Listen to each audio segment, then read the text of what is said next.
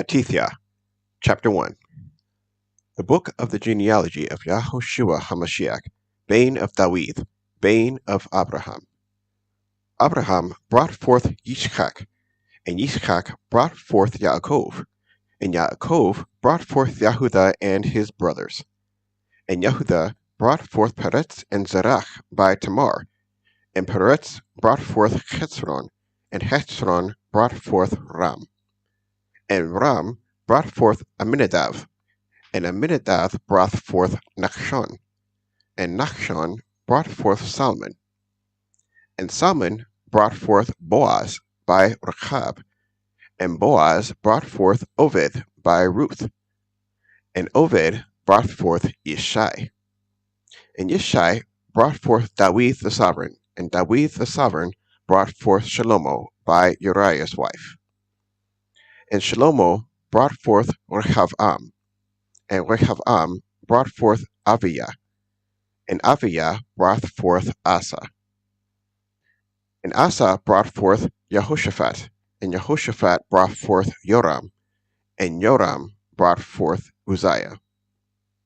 And Uzziah brought forth Jotham, and Jotham brought forth Achaz, and Achaz brought forth Chizkiah, and Chizkiah brought forth Manasseh, and Manasseh brought forth Ammon, and Ammon brought forth Josiah, and Josiah brought forth Jeconiah, and his brothers at the time of the exile to Babel. And after the exile to Babel, Jeconiah brought forth Shealtiel, and Shealtiel brought forth Zerubbabel, and Zerubbabel brought forth Avihud, and Avihud brought forth Eliakim, and Eliakim brought forth Azor, and Azor brought forth Zadok, and Zadok brought forth Akim, and Akim brought forth Elihud, and Elihud brought forth Eleazar, and Eleazar brought forth Matan, and Matan brought forth Yaakov, and Yaakov brought forth Yosef, the husband of Miriam, of whom was born Yahushua, who was called Mashiach. So all the generations from Abraham to Dawid were 14 generations, and from Dawid until the exile to Babel were 14 generations, and from the exile to Babel until Mashiach were 14 generations. And the birth of Yahushua HaMashiach was as follows. After his mother Miriam was engaged to Yosef, before they came together, she was found to be pregnant from the Ruach HaKodesh. And Yosef, her husband, being righteous, and not wanting to make a show of her, had in mind to put her away secretly. But while he thought about this, see, a messenger of Yahweh appeared to him in a dream, saying, Yosef, son of Dawid, do not be afraid to take Miriam as your wife, for that which is in her was brought forth from the Ruach HaKodesh. And she shall give birth to a babe, and you shall call his name Yahushua, for he shall save his people from their sins. And all this came to be in order to fill what was spoken by Yahweh through the Navi, saying, See, a maiden shall conceive, and she shall give birth to a babe, and they shall call his name Immanuel, which translated means El with us. And Yosef, awaking from his sleep, did as the messenger of Yahweh commanded him, and took his wife, but knew her not until she gave birth to her babe, the firstborn, and he called his name Yahoshua. Chapter 2. And Yahoshua, having been born in Bethlehem of Yehudah in the days of Herodes the sovereign, see, Magi from the east came to Jerusalem, saying, Where is he who was born the sovereign of the Yehudim? For we saw his star in the east, and we have come to do reverence to him. And Herodes the sovereign, having heard, was troubled, and all Jerusalem with him. And having gathered all the chief Kohanim and scribes of the people together, he asked them where Hamashiach was to be born. And they said to him, In Bethlehem of Yehudah, For thus it has been written by the Navi, But you, Bethlehem, in the land of Yehudah, you are by no means least among the rulers of Yehudah, for out of you shall come a ruler who shall shepherd my people Yisrael. Then Herodes, having called the Magi secretly, learned exactly from them what time the star appeared. And having sent them to Bethlehem, he said, Go and search diligently for the child, and when you have found him, bring back word to me, so that I too might go and do reverence to him. And having heard the sovereign, they went. And see, the star which they had seen in the east went before them, until it came and stood over where the child was. And seeing the star, they rejoiced with exceedingly great joy. And coming into the house, they saw the child with Miriam his mother, and fell down and did reverence to him. And opening their treasures, they presented to him gifts of gold and frankincense and myrrh. And having been warned in a dream that they should not return to Herodes, they departed for their own country by another way. And when they had left, see, a messenger of Yahweh appeared to Joseph in a dream, saying, Arise, take the child and his mother, and flee to Mitzrayim, and remain there until I bring you word. For Herodes is about to seek the child to destroy him.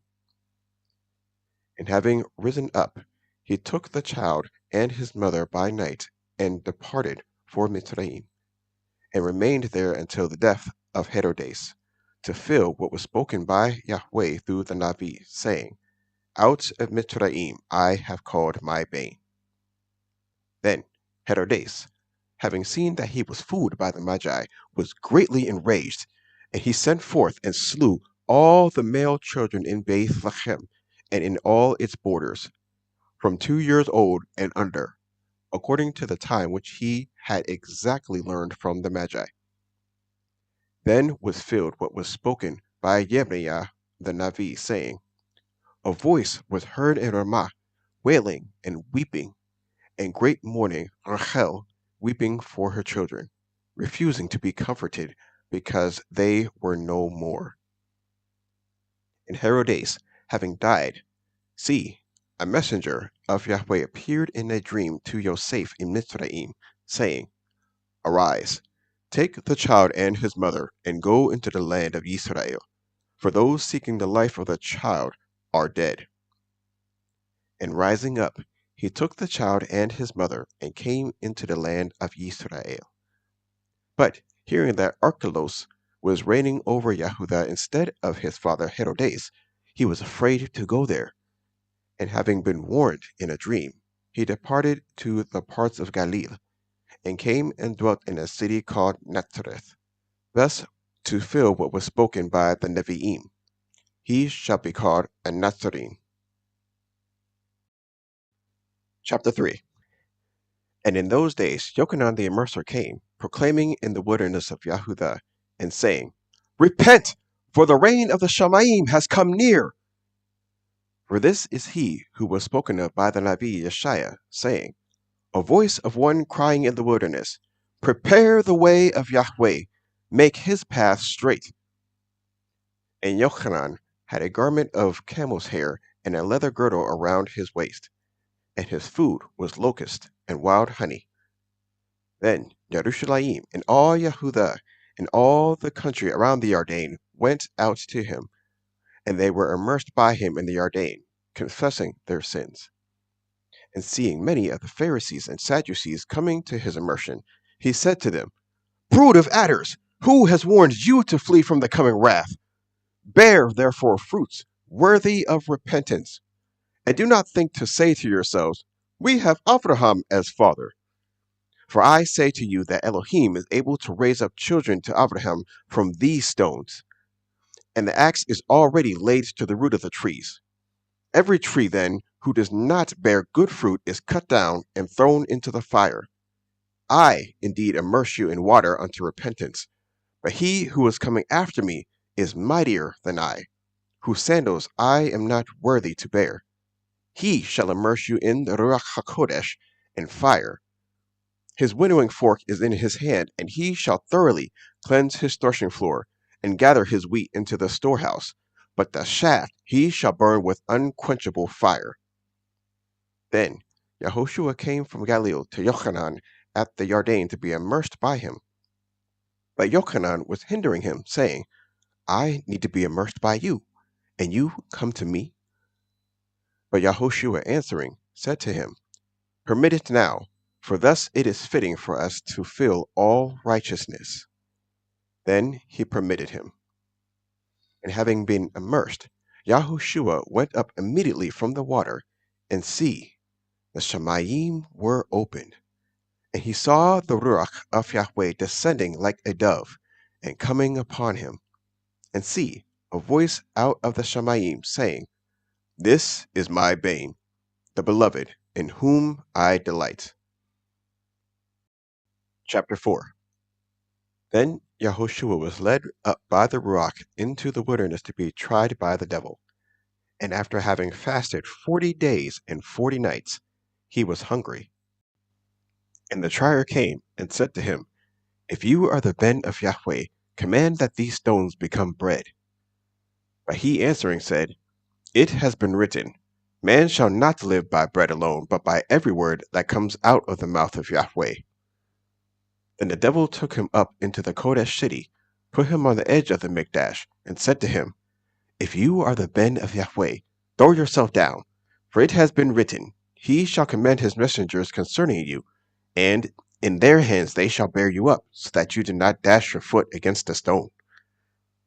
Yahushua said to him, It has also been written, You shall not try Yahweh your Elohim. Again, the devil took him up on a very high mountain, and showed him all the reigns of the world, and their esteem, and said to him, All these I shall give you, if you fall down and worship me. Then Yahushua said to him, Go, Satan, for it has been written, You shall worship Yahweh your Elohim, and him alone you shall serve. Then the devil left him, and see, messengers came and attended him. And Yahushua, having heard that Yochanan had been put in prison, withdrew into Galilee.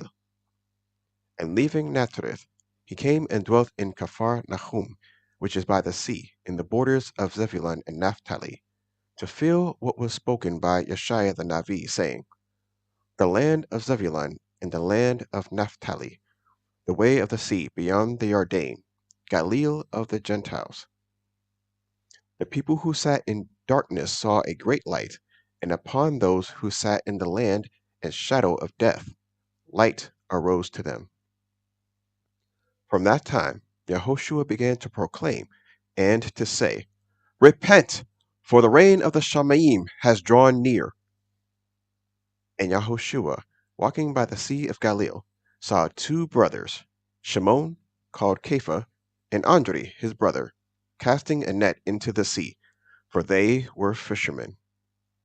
And he said to them, Follow me, and I shall make you fishers of men. And immediately they left their nets and followed him.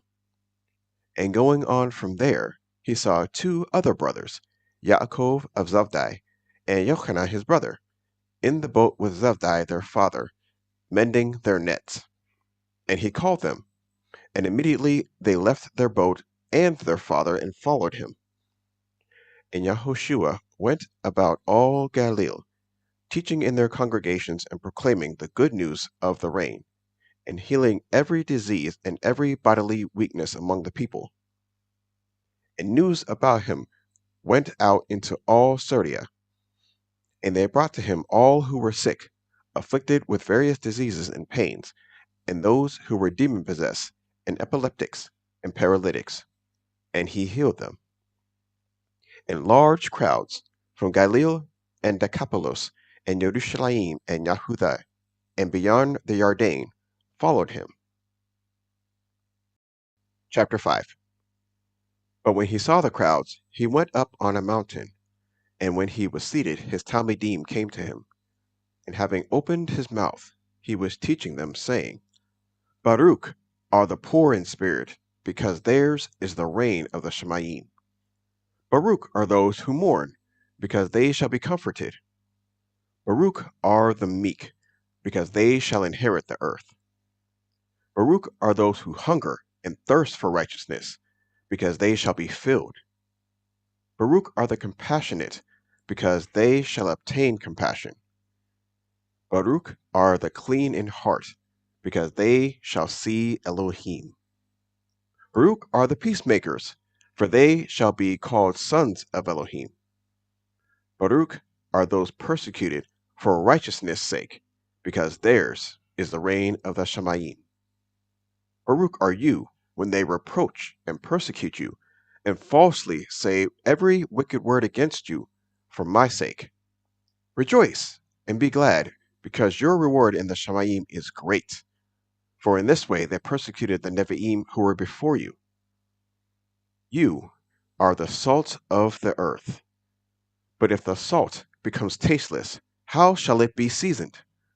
For it is no longer of any use but to be thrown out and to be trodden down by men. You are the light of the world. It is impossible for a city to be hidden on a mountain. Nor do they light a lamp and put it under a basket, but on a lampstand, and it shines to all those in the house. Let your light so shine before men that they see your good works and praise your Father who is in the Shamayim.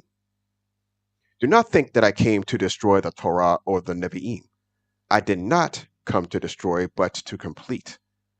For truly, I say to you, till the Shamayim and the earth pass away, one yod or one tittle shall by no means pass from the Torah till all be done. Whoever then breaks one of the least of these commands and teaches men so, shall be called least in the reign of the Shamayim. But whoever does and teaches them, he shall be called great in the reign of the Shamayim. For I say to you, that unless your righteousness exceeds that of the scribes and Pharisees, you shall by no means enter into the reign of the Shamayim. You heard that it was said to those of old, you shall not murder, and whoever murders shall be liable to judgment. But I say to you that whoever is wroth with his brother without a cause shall be liable to judgment. And whoever says to his brother, Raka, shall be liable to the Sanhedrin. But whoever says, you fool, shall be liable to fire of Gehinnom. If then you bring your gift to the altar, and there remember that your brother holds whatever against you, leave your gift there before the altar, and go. First, make peace with your brother, and then come and offer your gift. Be well-minded with your opponent, promptly, while you are on the way with him, lest your opponent deliver you to the judge, and the judge to the officer, and you be thrown into prison. Truly, I say to you, you shall by no means get out of there till you have paid the last quarter. You heard that it was said to those of old, you shall not commit adultery. But I say to you that everyone looking at a woman to lust for her has already committed adultery with her in his heart. And if your right eye causes you to stumble, pluck it out and throw it away from you. For it is better for you that one of your members perish than for your entire body to be thrown into Gehinnom. And if your right hand causes you to stumble, cut it off and throw it away from you. For it is better for you that one of your members perish than for your entire body to be thrown into Gehinnom. And it has been said, whoever puts away his wife, let him give her a certificate of divorce. But I say to you that whoever puts away his wife, except for the matter of whoring, makes her commit adultery. And whoever marries a woman who has been put away commits adultery. Again, you heard that it was said to those of old, you shall not swear falsely, but shall perform your oaths to Yahweh. But I say to you, do not swear falsely at all, neither by the Shamayim, because it is Elohim's throne, nor by the earth, for it is his footstool, nor by Yerushalayim, for it is the city of the great sovereign, nor by your head, because you are not able to make one hair white or black. But let your word, yes, be yes, and your no be no. And what goes beyond these is from the wicked one. You heard that it was said, an eye for an eye, and a tooth for a tooth. But I say to you, do not resist the wicked. But whoever slaps you on your right cheek, turn the other to him also. And he who wants to sue you and take away your inner garment, let him have your outer garment as well. For whoever compels you to go 1,000,000, go with him 2. Give to him who asks of you, and from him who wants to borrow from you, do not turn away. You heard that it was said, you shall love your neighbor and hate your enemy. But I say to you, love your enemies. Barak those cursing you, do good to those hating you, and pray for those insulting you and persecuting you, so that you become sons of your Father in the Shemayim. Because he makes his sun rise on the wicked and on the good, and sends rain on the righteous and on the unrighteous. For if you love those loving you, what reward have you? Are the tax collectors not doing the same too? And if you greet your brothers only, what do you do more? Are the tax collectors not doing so too? Therefore, be perfect, as your Father in the Shemayim is perfect. Chapter 6. Beware of doing your kind deeds before men, in order to be seen by them. Otherwise, you have no reward from your Father in the Shemayim. Thus, when you do a kind deed, do not sound a trumpet before you as the hypocrites do, in the congregations and in the streets, to be praised by men. Truly, I say to you, they have the reward. But when you do a kind deed, do not let your left hand know what your right hand is doing, so that your kind deed shall be in secret. And your Father, who sees in secret, shall himself reward you openly. And when you pray, you shall not be like the hypocrites, for they love to pray standing in the congregations and on the corners of the streets, to be seen by men. Truly, I say to you, they have the reward. But you, when you pray, go into your room, and having shut your door, pray to your Father who is in the secret place, and your Father who sees in secret shall reward you openly. And when praying, do not keep on babbling like the Gentiles, for they think that they shall be heard for their many words. Therefore, do not be like them, for your Father knows what you need before you ask him. This, then, is the way that you should pray. Our Father, who is in the Shemayim, let your name be Kodesh. Let your reign come. Let your desire be done on earth as it is in the Shemayim. Give us today our daily bread, and forgive us our debts, as we forgive our debtors.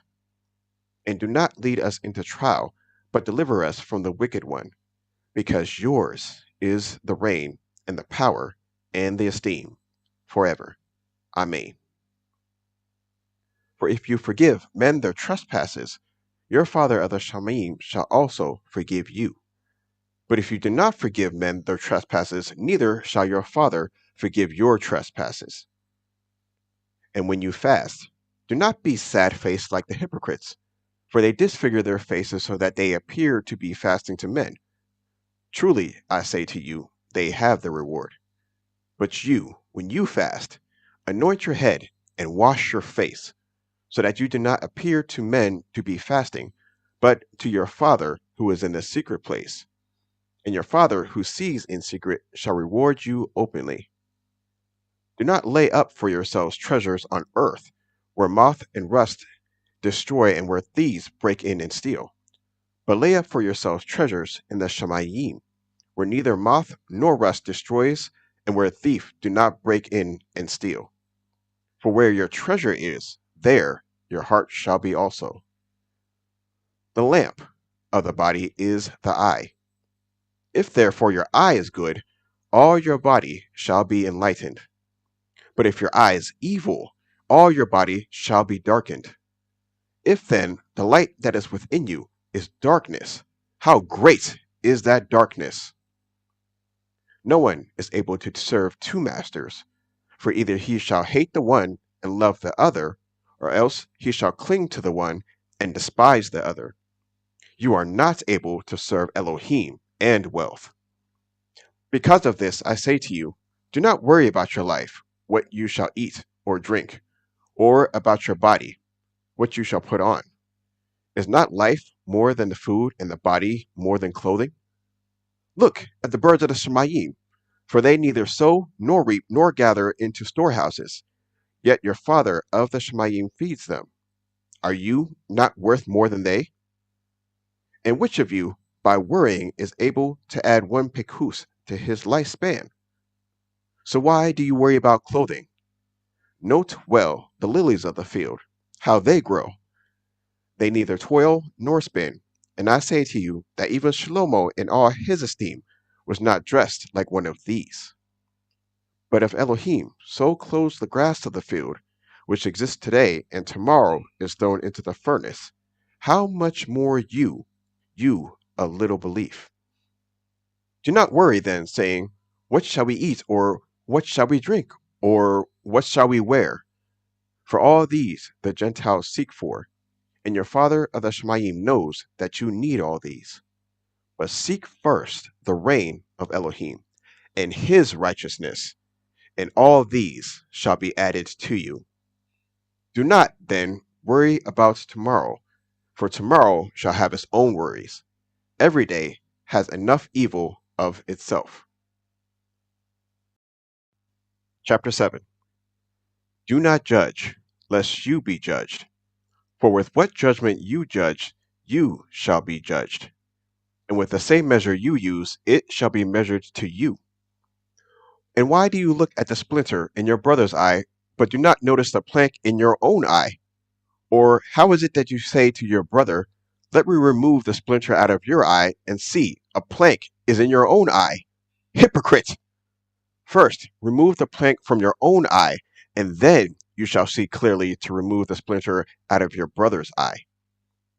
Do not give what is kodesh to the dogs, nor throw your pearls before the pigs, lest they trample them under their feet and turn and tear you to pieces. Ask, and it shall be given to you. Seek, and you shall find.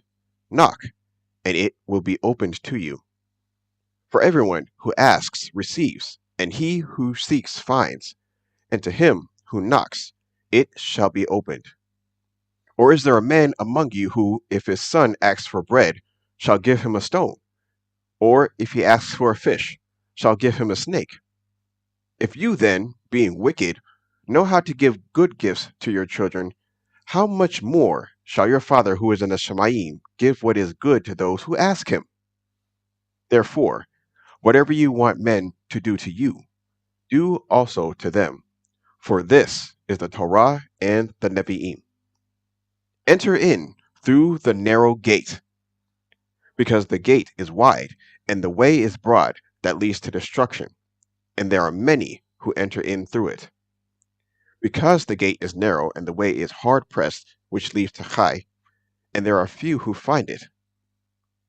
But beware of the false prophets, who come to you in sheep's clothing, but inwardly they are savage wolves. By their fruit you shall know them. Are grapes gathered from thorn bushes, or figs from thistles? So, every good tree yields good fruit, but a rotten tree yields wicked fruit. A good tree is unable to yield wicked fruit, and a rotten tree to yield good fruit. Every tree that does not bear good fruit is cut down and thrown into the fire. So then, by their fruits you shall know them.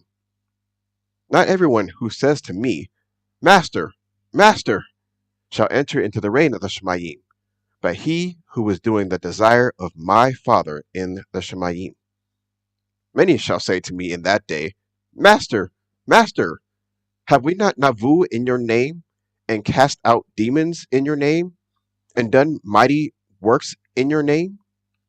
And then I shall declare to them, I never knew you. Depart from me, you who work lawlessness. Therefore, everyone who hears these words of mine and does them shall be like a wise man who built his house on the rock. And the rain came down, and the floods came, and the winds blew and beat on that house, and it did not fall, for it was founded on the rock. And everyone who hears these words of mine and does not do them shall be like a foolish man who built his house on the sand. And the rain came down, and the floods came, and the winds blew, and they beat on that house, and it fell, and great was its fall. And it came to be, when Yahushua had ended these words, that the people were astonished at his teaching, for he was teaching them as one possessing authority, and not as the scribes. Chapter 8. And when he came down from the mountain, large crowds followed him. And see, a leper came and bowed before him, saying, Master, if you desire, you are able to make me clean. And stretching out his hand, Yahushua touched him, saying, I desire it. Be cleansed. And immediately his leprosy was cleansed. And Yahushua said to him, See, mention it to no one, but go your way, show yourself to the Kohen, and offer the gift that Moshe commanded as a witness to them. And when Yahushua had entered Capharnaum, a captain came to him, appealing to him, saying, Master, my servant is lying in the house paralyzed, grievously tortured. And Yahushua said to him, I shall come and heal him. And the captain, answering, said, Master, I am not worthy that you should come under my roof, but only say a word, and my servant shall be healed. For I too am a man under authority, having soldiers under me, and I say to this one, Go, and he goes, and to another, Come, and he comes, and to my servant, Do this, and he does it. And when Yahushua heard, he marveled, and said to those who followed, Truly, I say to you, not even in Israel have I found such great belief. And I say to you that many shall come from the east and west, and sit down with Abraham, and Yitzchak, and Yaakov in the reign of the Shamayim. But the sons of the rain shall be cast out into outer darkness. There shall be weeping and gnashing of teeth. And Yahushua said to the captain, Go, and as you have believed, so let it be done for you. And his servant was healed that hour. And when Yahushua had come into the house of Kepha, he saw his wife's mother lying sick with inflammation. And he touched her hand, and the inflammation left her, and she arose and served them. And when evening had come, they brought to him many who were demon-possessed, and he cast out the spirits with a word, and healed all who were sick, that it might be filled what was spoken by Yeshaiah the Navi, saying, He himself took our weaknesses and bore our sicknesses. And when Yahushua saw large crowds about him, he gave a command to go off to the other side. And a certain scribe, having come near, said to him, Teacher, I shall follow you wherever you go. And Yahushua said to him, The foxes have holes, and the birds of the Shamayim nests, but the bane of Adam has nowhere to lay his head. And another of his Talmidim said to him, Master, first let me go and bury my father. But Yahushua said to him, Follow me, and leave the dead to bury their own dead. And when he entered into a boat, his Talmidim followed him. And see, a great gale arose on the sea, so that the boat was covered by the waves, but he was sleeping. And his Talmidim came to him and woke him up, saying, Master, save us! We are perishing! And he said to them, Why are you afraid, O you of little belief? Then, having risen, he rebuked the winds and the sea, and there was a great calm. And the men marveled, saying, What is this, that even the winds and the sea obey him? And when he came to the other side, to the country of the Girgashites, 2 demon-possessed ones met him, coming out of the tombs, very fierce, so that no one was able to pass that way. And see, they cried out, saying, What have we to do with you, Yahushua ben of Elohim? Have you come here to torture us before the appointed time? And at a distance from them there was a herd of many pigs feeding, and the demons begged him, saying, If you cast us out, send us into the herd of pigs. And he said to them, "Go." And they, coming out, went into the herd of pigs. And see, the entire herd of pigs rushed down the steep place into the sea and died in the water. And the herdsmen fled and went away into the city and reported all this, and about those possessed by demons. And see, all the city came out to meet Yahushua, and when they saw him, they begged him to leave their borders. Chapter 9. And entering into a boat, he passed over and came to his own city. And see, they were bringing to him a paralytic lying on a bed. And Yahushua, seeing their belief, said to the paralytic, "Take courage, son, your sins have been forgiven." And see, some of the scribes said to themselves, "This one blasphemes." And Yahushua, knowing their thoughts, said, "Why do you think wickedness in your hearts? For which is easier to say, 'Your sins have been forgiven,' or to say, 'Arise and walk'? But in order for you to know that the Bane of Adam possesses authority on earth to forgive sins." He then said to the paralytic, "Rise up, take up your bed, and go to your house." And he rose and went to his house. And when the crowd saw it, they marveled and praised Elohim, who had given such authority to men. And as Yahushua passed on from there, he saw a man called Matithia sitting at the tax office. And he said to him, "Follow me." And he rose and followed him. And it came to be, as Yahushua sat at the table in the house, that see, many tax collectors and sinners came and sat down with him and his Talmidim. And when the Pharisees saw it, they said to his Talmidim, "Why does your teacher eat with tax collectors and sinners?" And Yahushua, hearing this, said to them, "Those who are strong have no need of a physician, but those who are sick. But go and learn what this means. I desire compassion and not offering. For I did not come to call the righteous to repentance, but sinners." Then the Talmidim of Yochanan came to him, saying, "Why do we and the Pharisees fast often, but your Talmidim do not fast?" And Yahushua said to them, "Are the friends of the bridegroom able to mourn as long as the bridegroom is with them? But the day shall come when the bridegroom is taken away from them, and then they shall fast. And no one puts a piece of unshrunk cloth on an old garment, for the patch pulls away from the garment, and the tear is made worse. Neither do they put new wine in old wineskins, or else the wineskins burst, and the wine is spilled, and the wineskins are ruined. But they put new wine into fresh wineskins, and both are preserved." While he was saying all this to them, see, a ruler came and bowed down to him, saying, "My daughter is dead by now, but come and lay your hand on her, and she shall live." And Yahushua rose and followed him, his Talmidim too.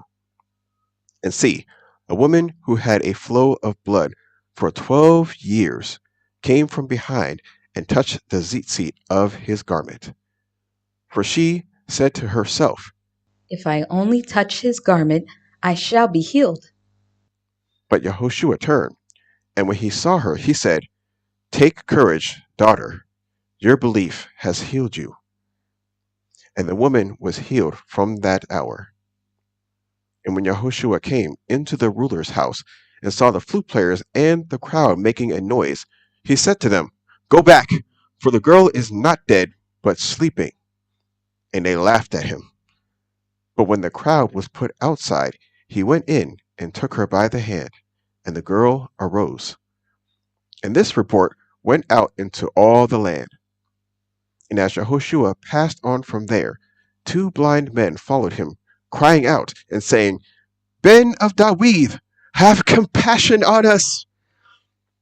And when he came into the house, the blind men came to him. And Yahushua said to them, "Do you believe that I am able to do this?" They said to him, "Yes, Master." Then he touched their eyes, saying, "According to your belief, let it be to you." And their eyes were opened. And Yahushua strictly ordered them, saying, "See, let no one know."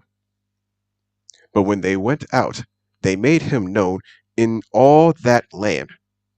And as they were going out, see, they brought to him a man, dumb and demon possessed. And when the demon was cast out, the dumb one spoke.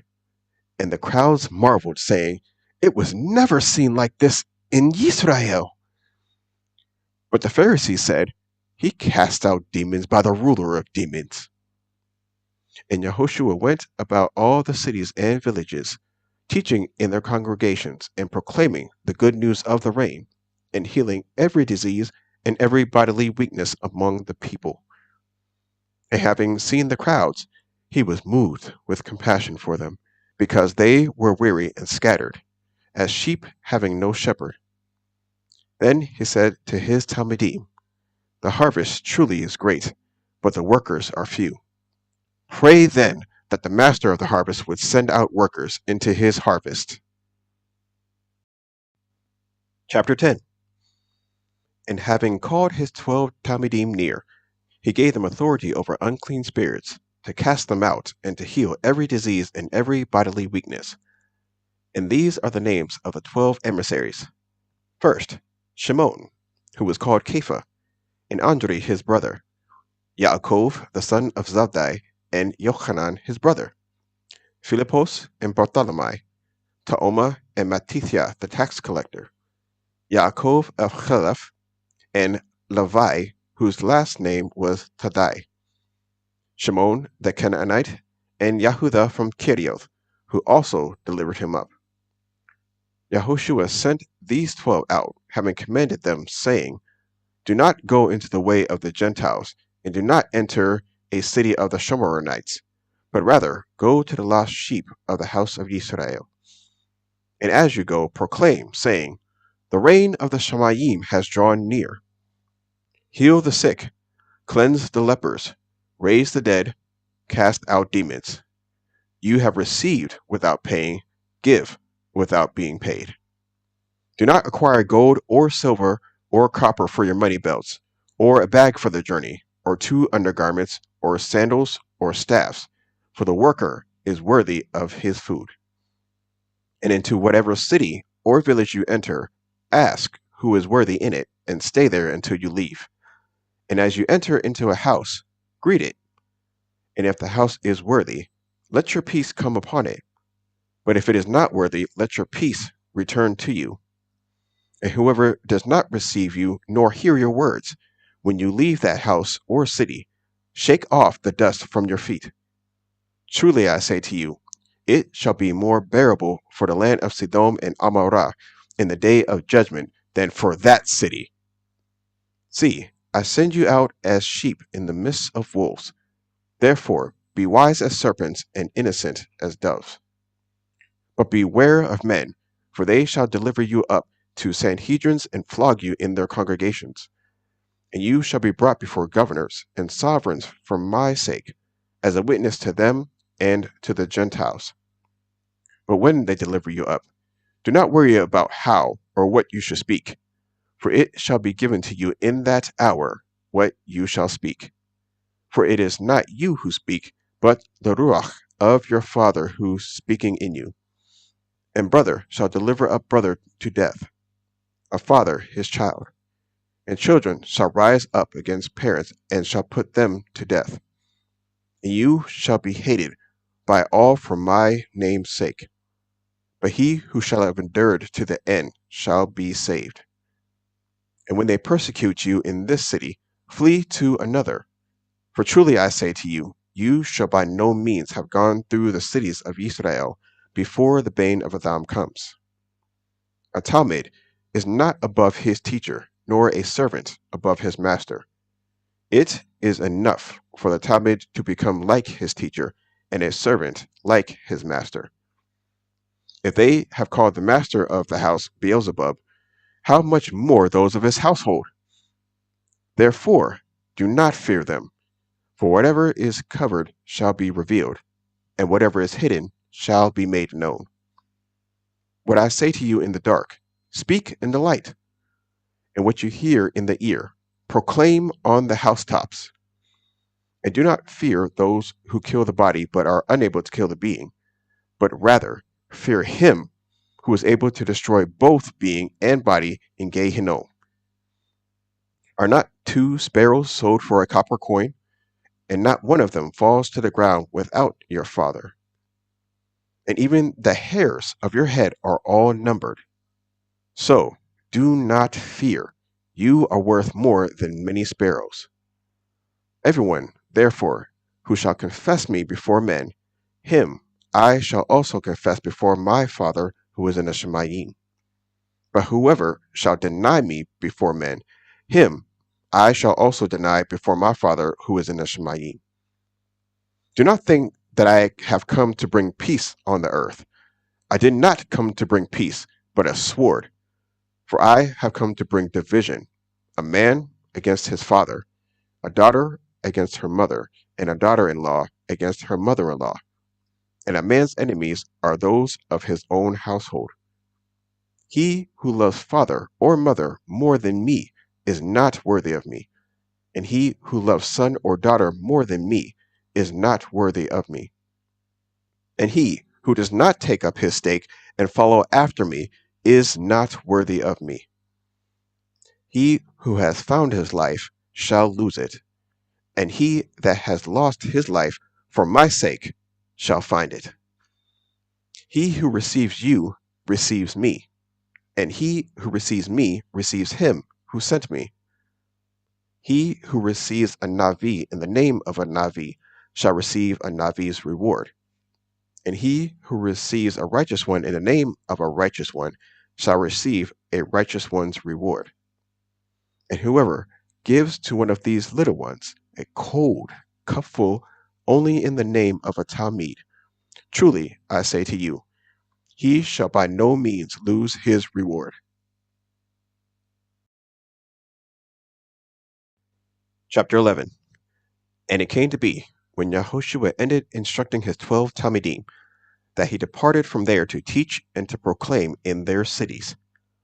And when Yochanan had heard in the prison of the works of Mashiach, he sent 2 of his Talmidim and said to him, Are you the coming one, or do we look for another?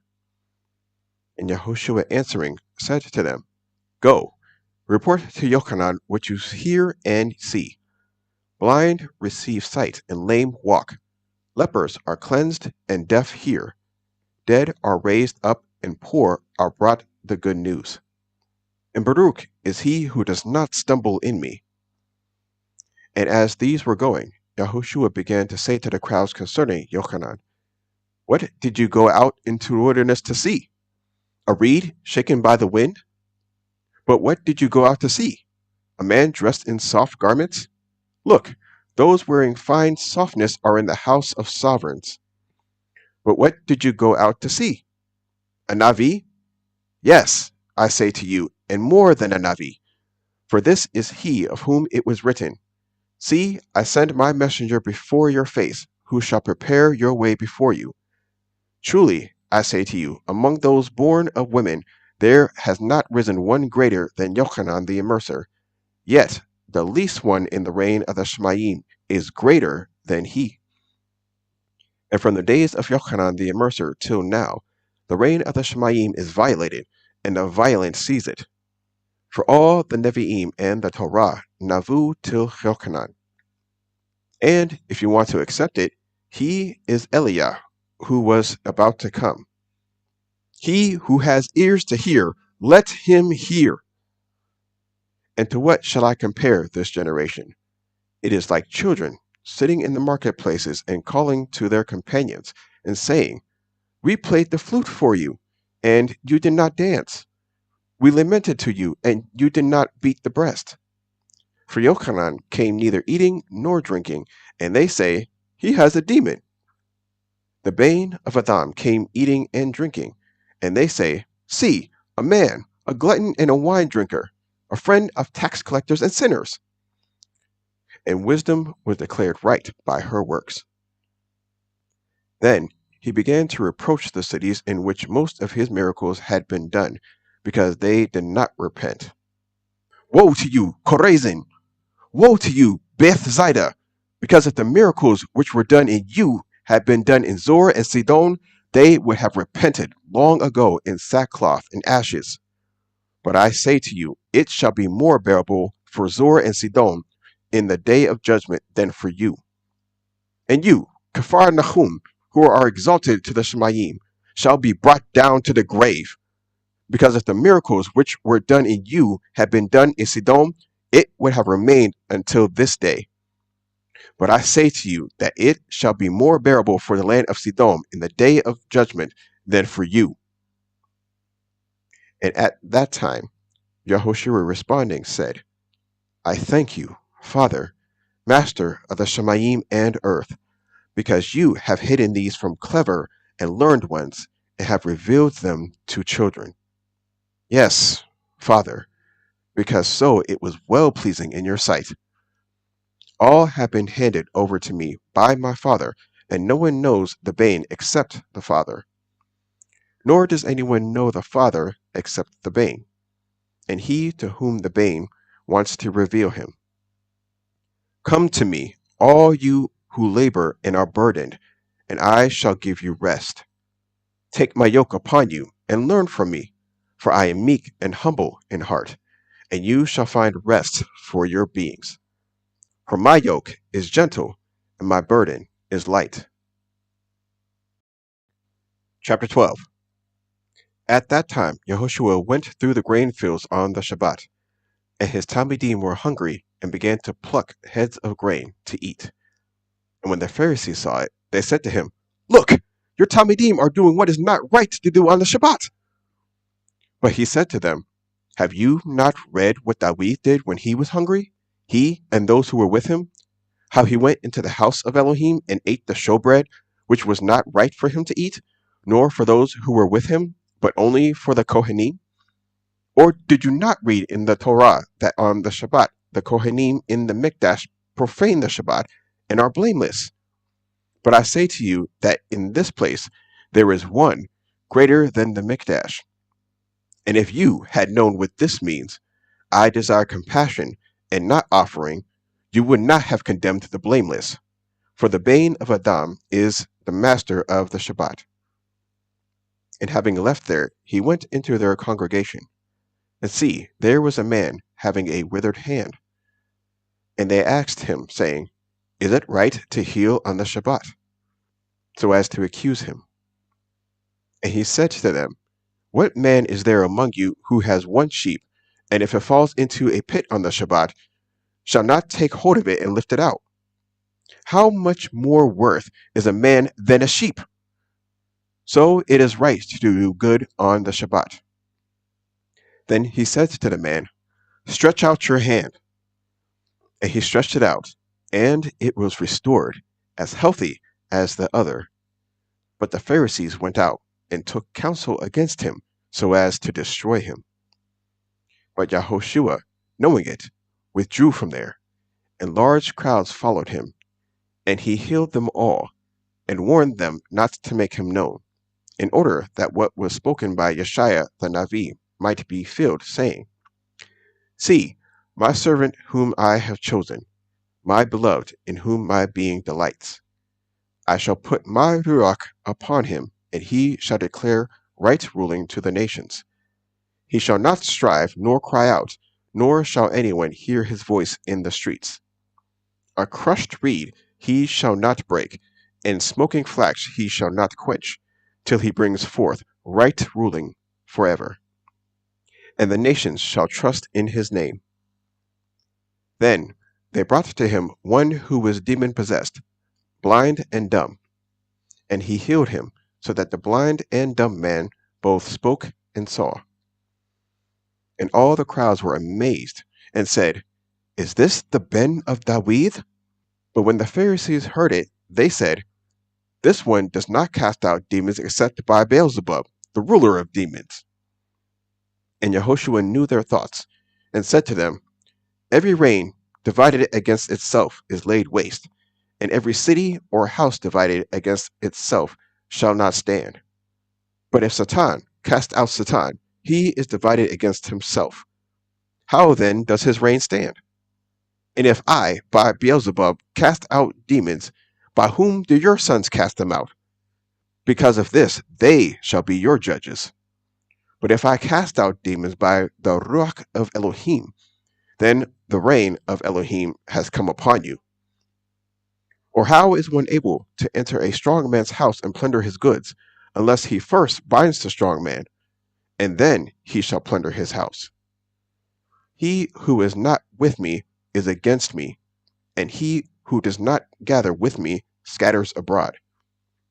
Because of this, I say to you, all sin and blasphemy shall be forgiven men, but the blasphemy against the Ruach shall not be forgiven men.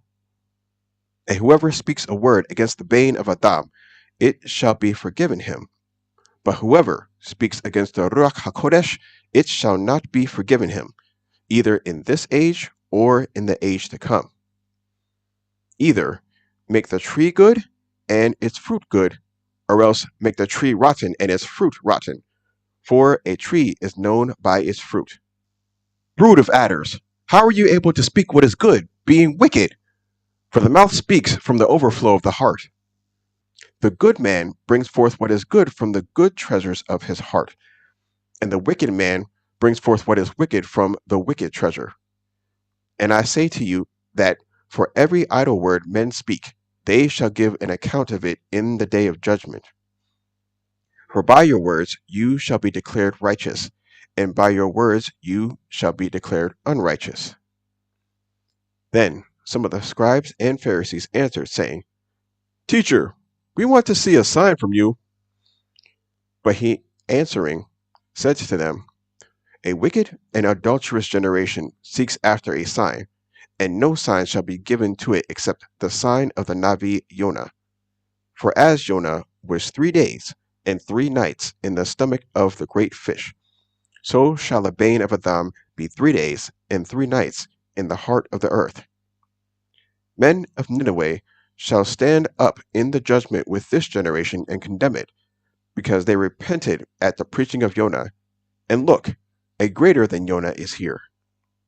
The sovereigness of the south shall rise up in the judgment with this generation and shall condemn it, for she came from the ends of the earth to hear the wisdom of Shlomo.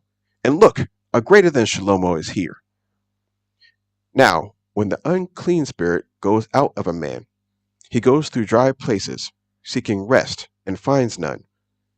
Then it says, I shall return to my house from which I came. And when it comes, it finds it empty, swept, and decorated.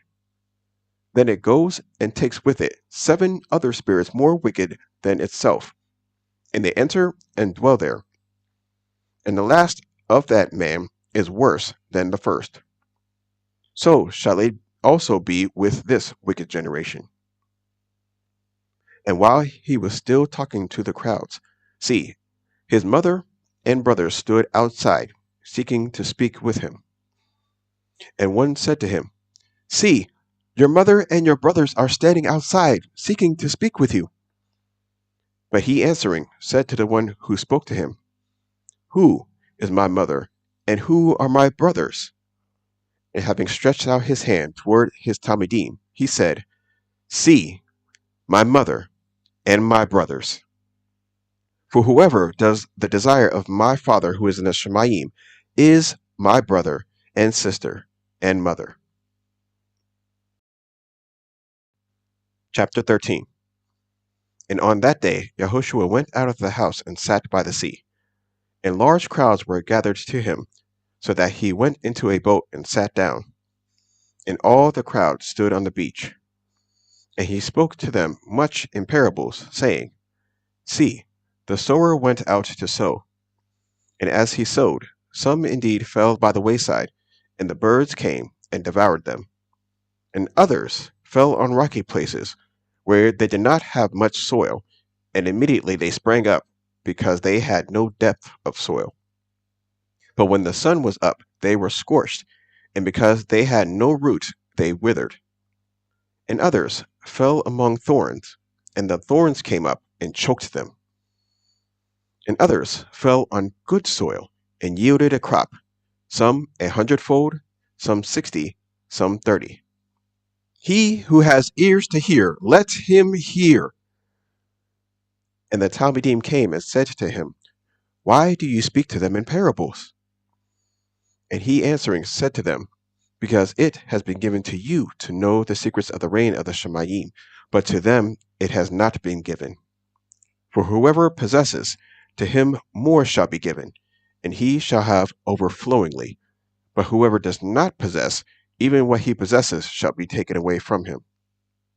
Because of this I speak to them in parables, because seeing they do not see, and hearing they do not hear, nor do they understand.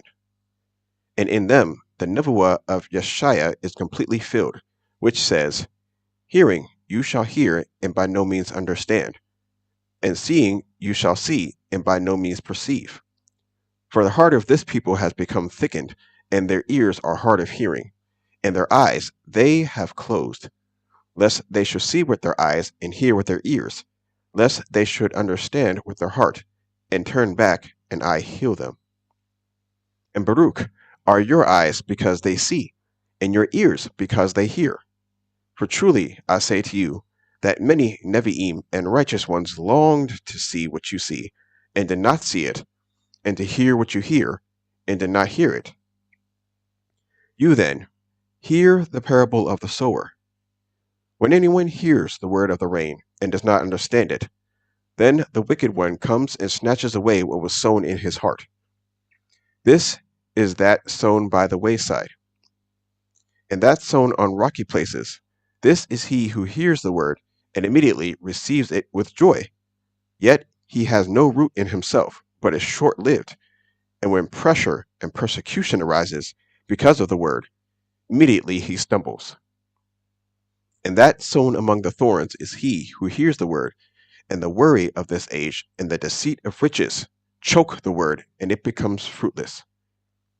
And that sown on the good soil is he who hears the word and understands it, who indeed bears fruit and yields, some 100-fold, some 60, some 30. Another parable he put before them, saying, The reign of the Shemayim has become like a man who sowed good seed in his field. But while men slept, his enemy came and sowed darnel among the wheat and went away. And when the blade sprouted and bore fruit, then the darnel also appeared.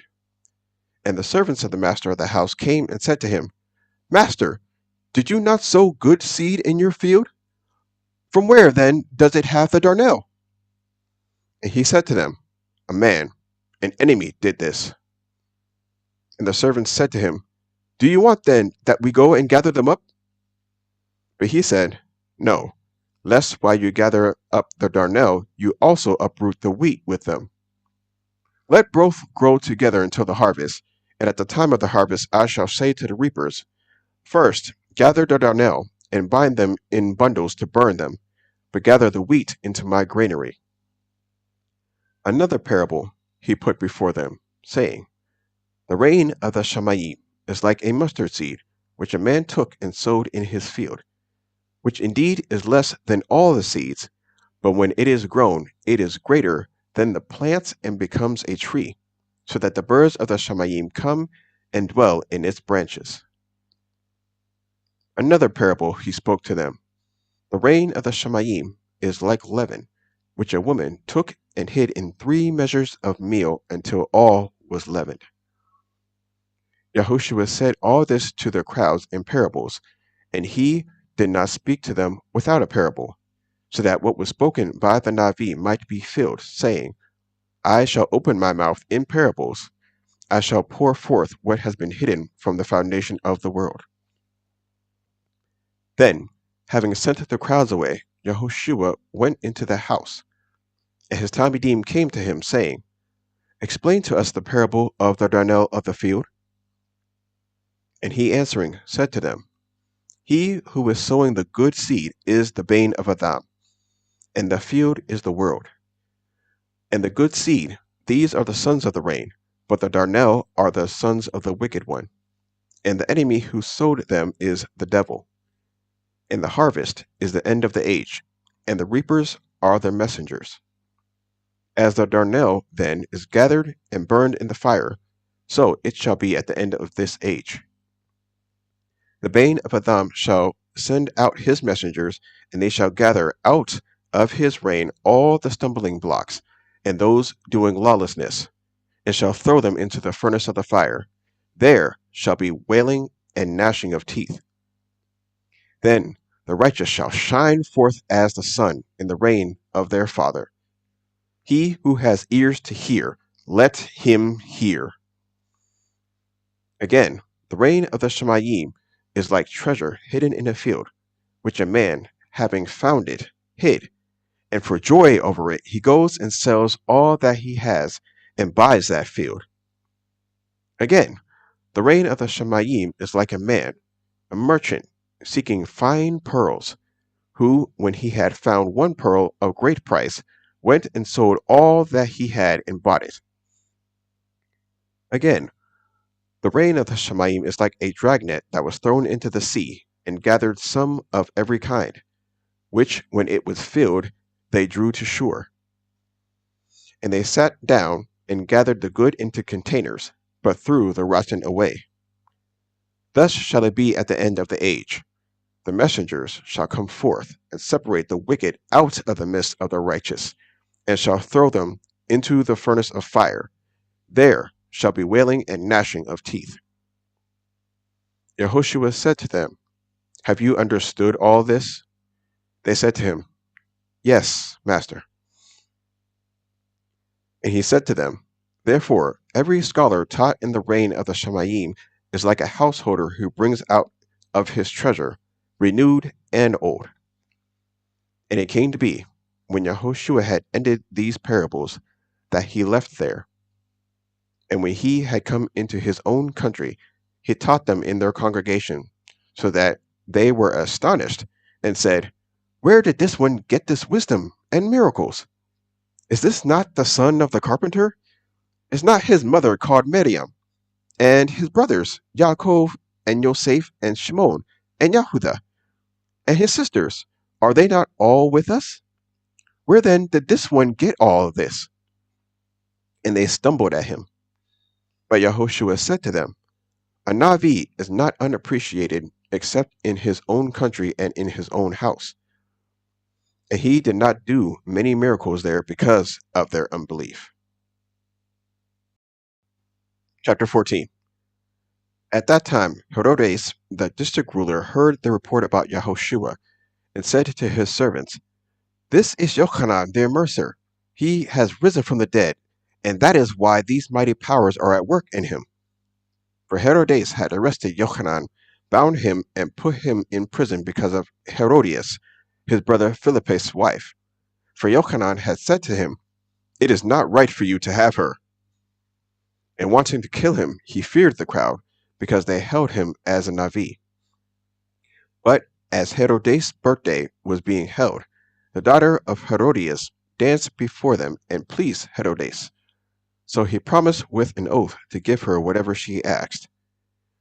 And she, being urged by her mother, said, Give me here the head of Yehochanan, the mercer, on a dish. And the sovereign was sad, but because of the oaths and the guests, he commanded it to be given, and sent and beheaded Yochanan in prison. And his head was brought on a dish and given to the girl, and she brought it to her mother. And his Talmidim came and took away the body and buried it, and went and reported to Yehoshua. And when Yehoshua heard it, he withdrew from there by boat to a deserted place by himself. And when the crowds heard it, they followed him on foot from the cities. And when Yehoshua came out, he saw a large crowd, and was moved with compassion for them, and healed their sick. And when evening came, his Talmidim came to him, saying, This is a deserted place, and the hour is already late. Dismiss the crowd so that they might go into the villages and buy food for themselves. And Yehoshua said to them, They do not need to go away. Give them to eat yourselves. And they said to him, We have here only 5 loaves and 2 fish. And he said, Bring them here to me.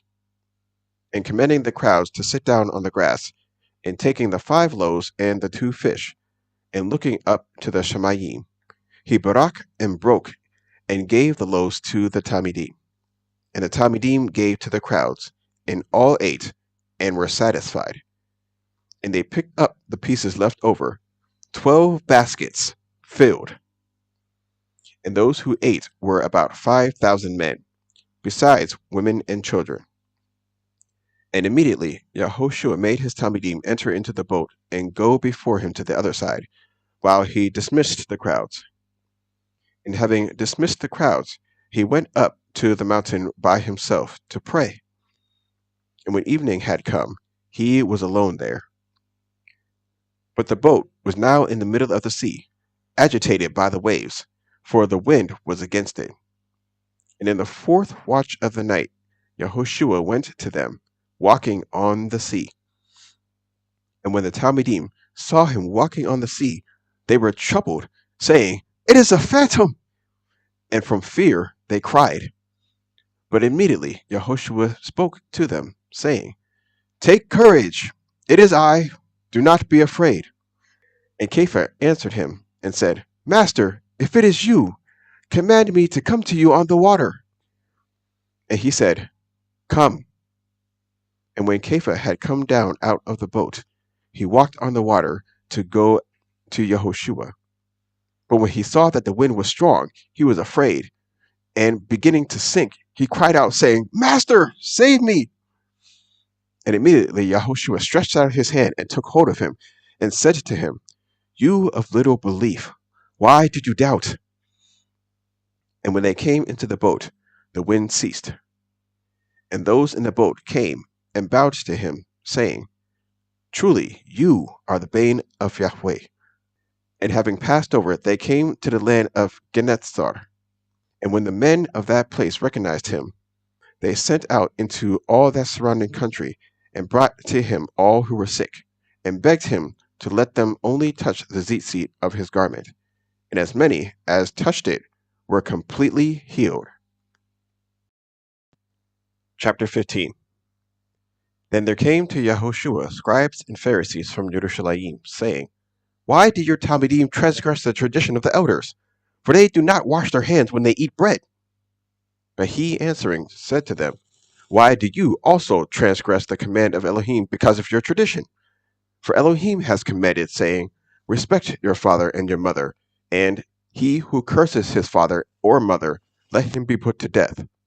But you say, 'Whoever says to his father or mother, whatever profit you might have received from me has been dedicated,' is certainly released from respecting his father or mother.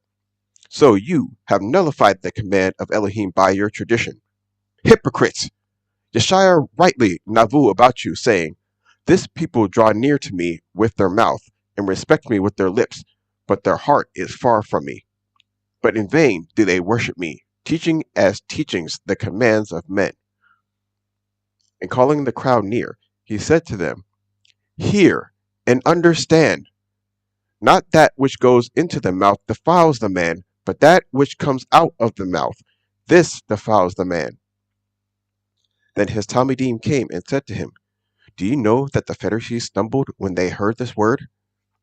But he, answering, said, "Every plant which my father the Shemaim has not planted shall be uprooted. Leave them alone. They are blind leaders of the blind. And if the blind leads the blind, both shall fall into a ditch." And Kepha answering said to him, "Explain this parable to us." And Yahushua said, "Are you also still without understanding?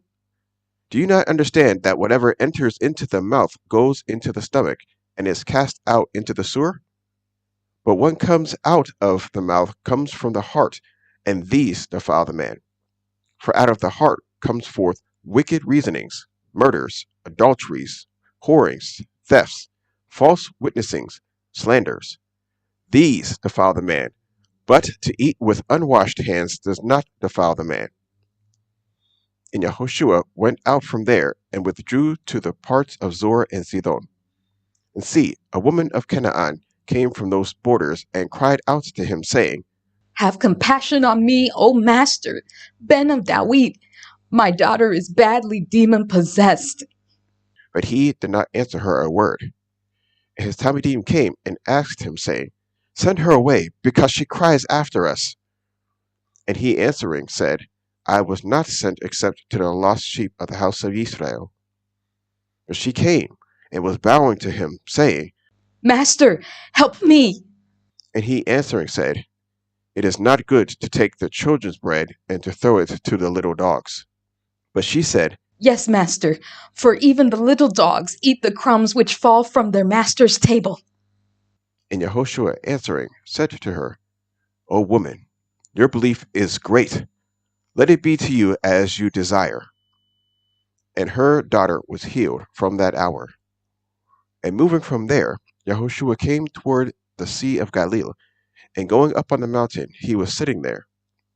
And large crowds came to him, having with them those who were lame, blind, dumb, crippled, and many others. And they laid them down at the feet of Yahushua, and he healed them, so that the crowd marveled when they saw the dumb speaking, the crippled well, the lame walking, and the blind seeing. And they praised the Elohim of Israel. And Yahushua, having called his Talmidim near, said, I have compassion on the crowd, because they have now continued with me 3 days and do not have whatever to eat. I do not want to send them away hungry, lest they faint on the way. And his Talmidim said to him, Where are we to get enough bread in the desert to satisfy such a large crowd? And Yehoshua said to them, How many loaves do you have? And they said, 7, and a few little fish. And he commanded the crowd to sit down on the ground. And taking the 7 loaves and the fish, giving thanks, he broke them and gave to his Talmidim, and the Talmidim to the crowd. And all ate and were satisfied, and they picked up what was left over of the broken pieces, 7 large baskets filled. And those who ate were 4,000 men, besides women and children. And dismissing the crowd, he went into the boat and came to the borders of Magdala. Chapter 16. And the Pharisees and Sadducees came, and trying him, asked that he would show them a sign from the Shemayim. And he answering said to them, When it is evening, you say, Fair weather, for the Shemayim is red, and in the morning, stormy weather today, for the Shemayim is red and overcast. You hypocrites know how to discern the face of the Shemayim, but not the sign of the times. A wicked and adulterous generation seeks after a sign, and no sign shall be given to it except the sign of the Navi Yonah. And he left them and went away. And his Talmidim came to the other side and had forgotten to take bread. And Yehoshua said to them, Mind, and beware of the leaven of the Pharisees and the Sadducees. And they reasoned among themselves, saying, Because we brought no bread. But Yehoshua, aware of this, said to them, O you of little belief, why do you reason among yourselves because you brought no bread? Do you still not understand, neither remember the 5 loaves of the 5,000 and how many baskets you picked up? Or the 7 loaves of the 4,000 and how many large baskets you picked up? How is it that you don't understand that I didn't speak to you concerning bread, but to beware of the leaven of the Pharisees and the Sadducees?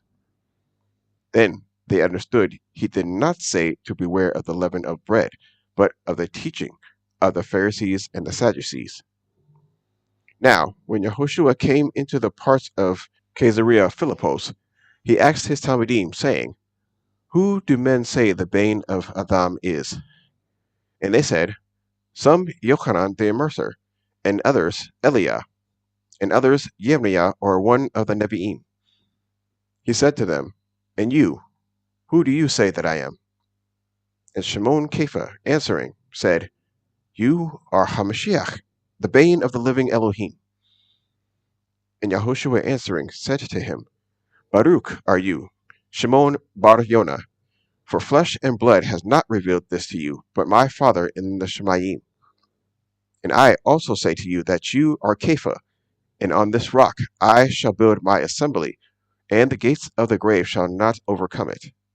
And I shall give you the keys of the reign of the Shemayim, and whatever you bind on earth shall be, having been bound in the Shemayim, and whatever you loosen on earth shall be, having been loosened in the Shemayim.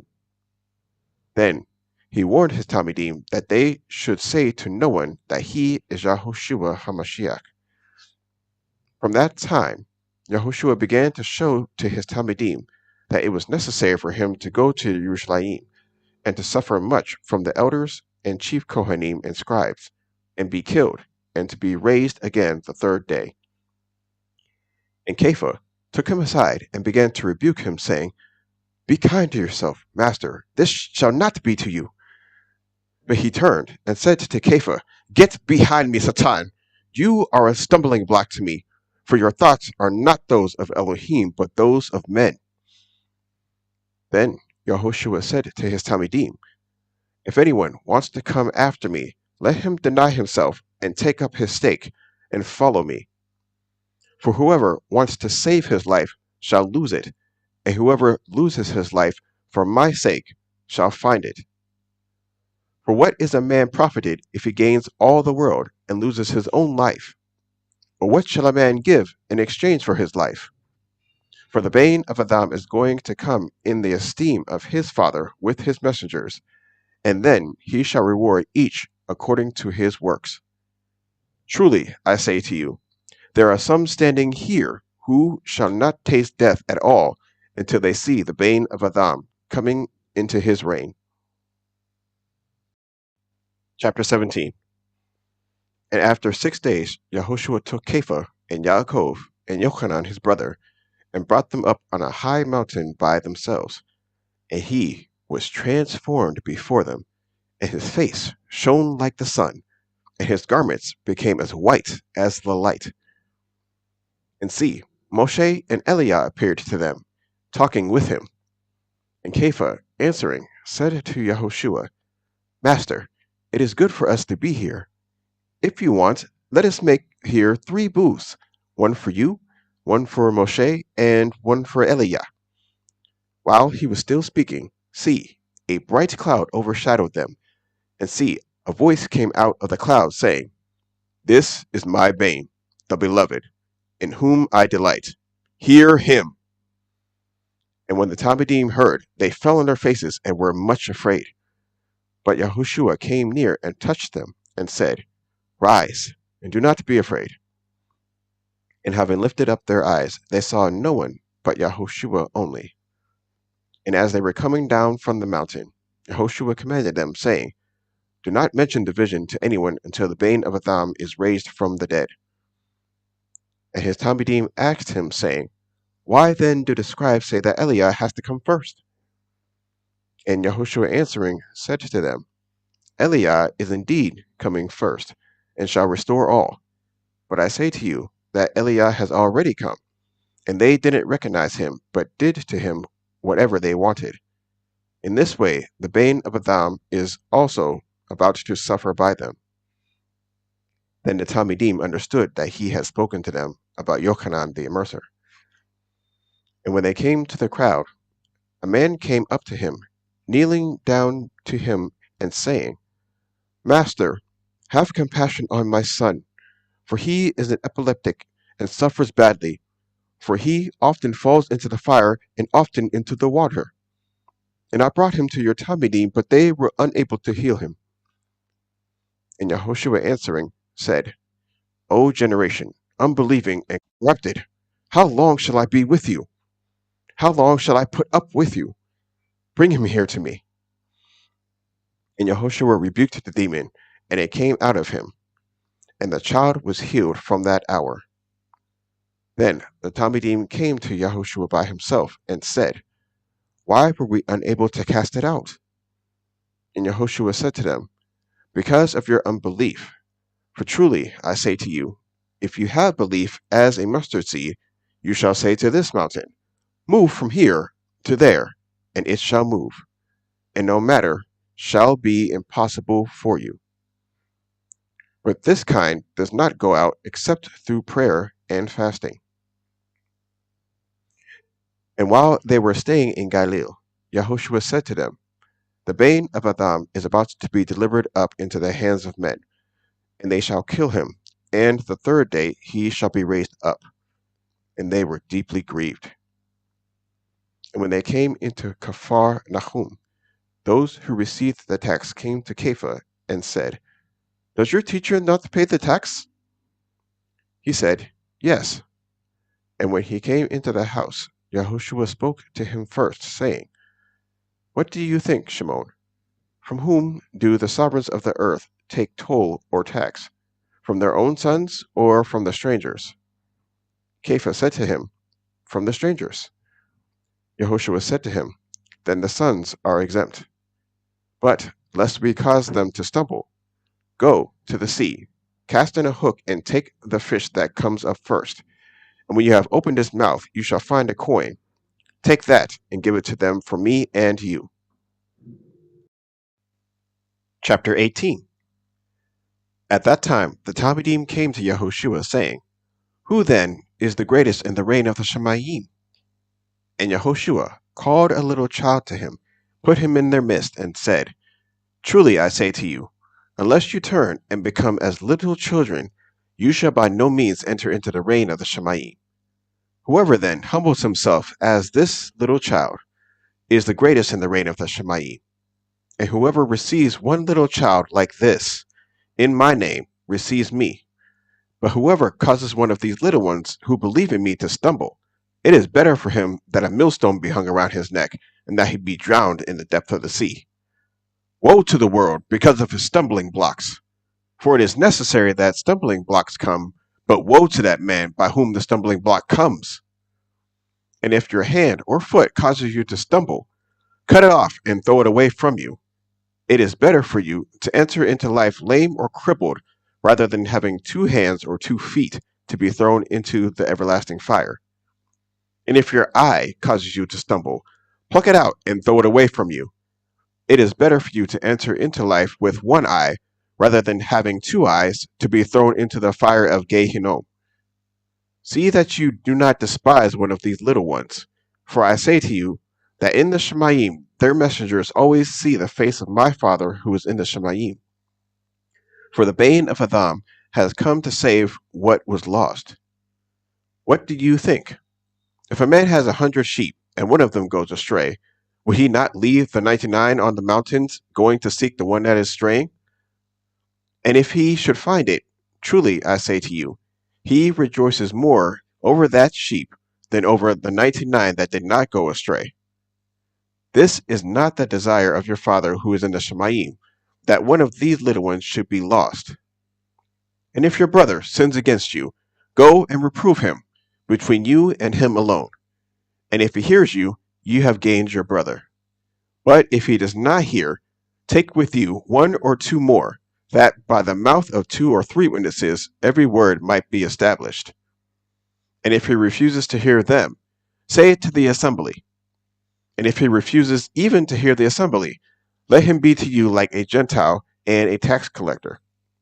Truly I say to you, whatever you bind on earth shall be having been bound in the Shamayim, and whatever you loosen on earth shall be having been loosened in the Shamayim. Again I say to you, that if 2 of you agree on earth concerning any matter that they ask, it shall be done for them by my Father in the Shamayim. For where 2 or 3 are gathered together in my name, there I am in their midst." Then Kepha came to him and said, "Master, how often shall my brother sin against me, and I forgive him? Up to 7 times? Yahushua said to him, "I do not say to you up to 7 times, but up to 70 times 7. Because of this, the reign of the Shamayim is like a certain man, a sovereign who wanted to settle accounts with his servants. And when he had begun to settle, one was brought to him who owed him 10,000 talatan. But as he was unable to pay, his master commanded that he be sold, with his wife and children and all that he had, and payment to be made. Then the servant fell down before him, saying, 'Master, have patience with me, and I shall pay you all.' And the master of that servant was moved with compassion, released him, and forgave him the debt. And that servant went out and found one of his fellow servants who owed him 100 silver pieces. And he laid hands on him and took him by the throat, saying, 'Pay me what you owe.'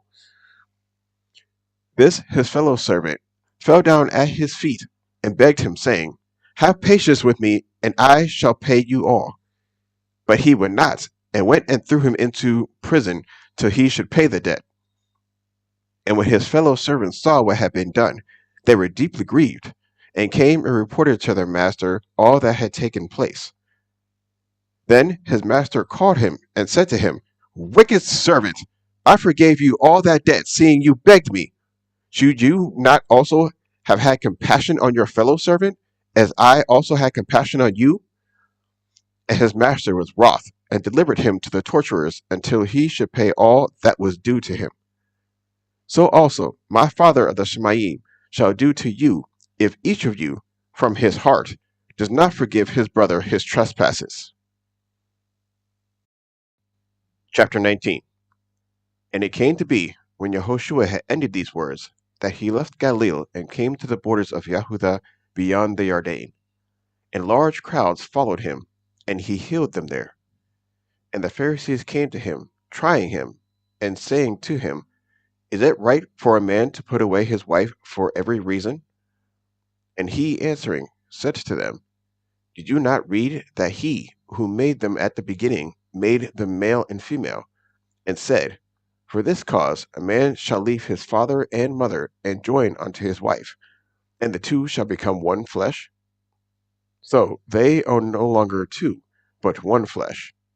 Therefore, what Elohim has joined together, let man not separate. They said to him, Why then did Moshe command to give a certificate of divorce, and to put her away? He said to them, Because of the hardness of your hearts, Moshe allowed you to put away your wives. But from the beginning it was not so.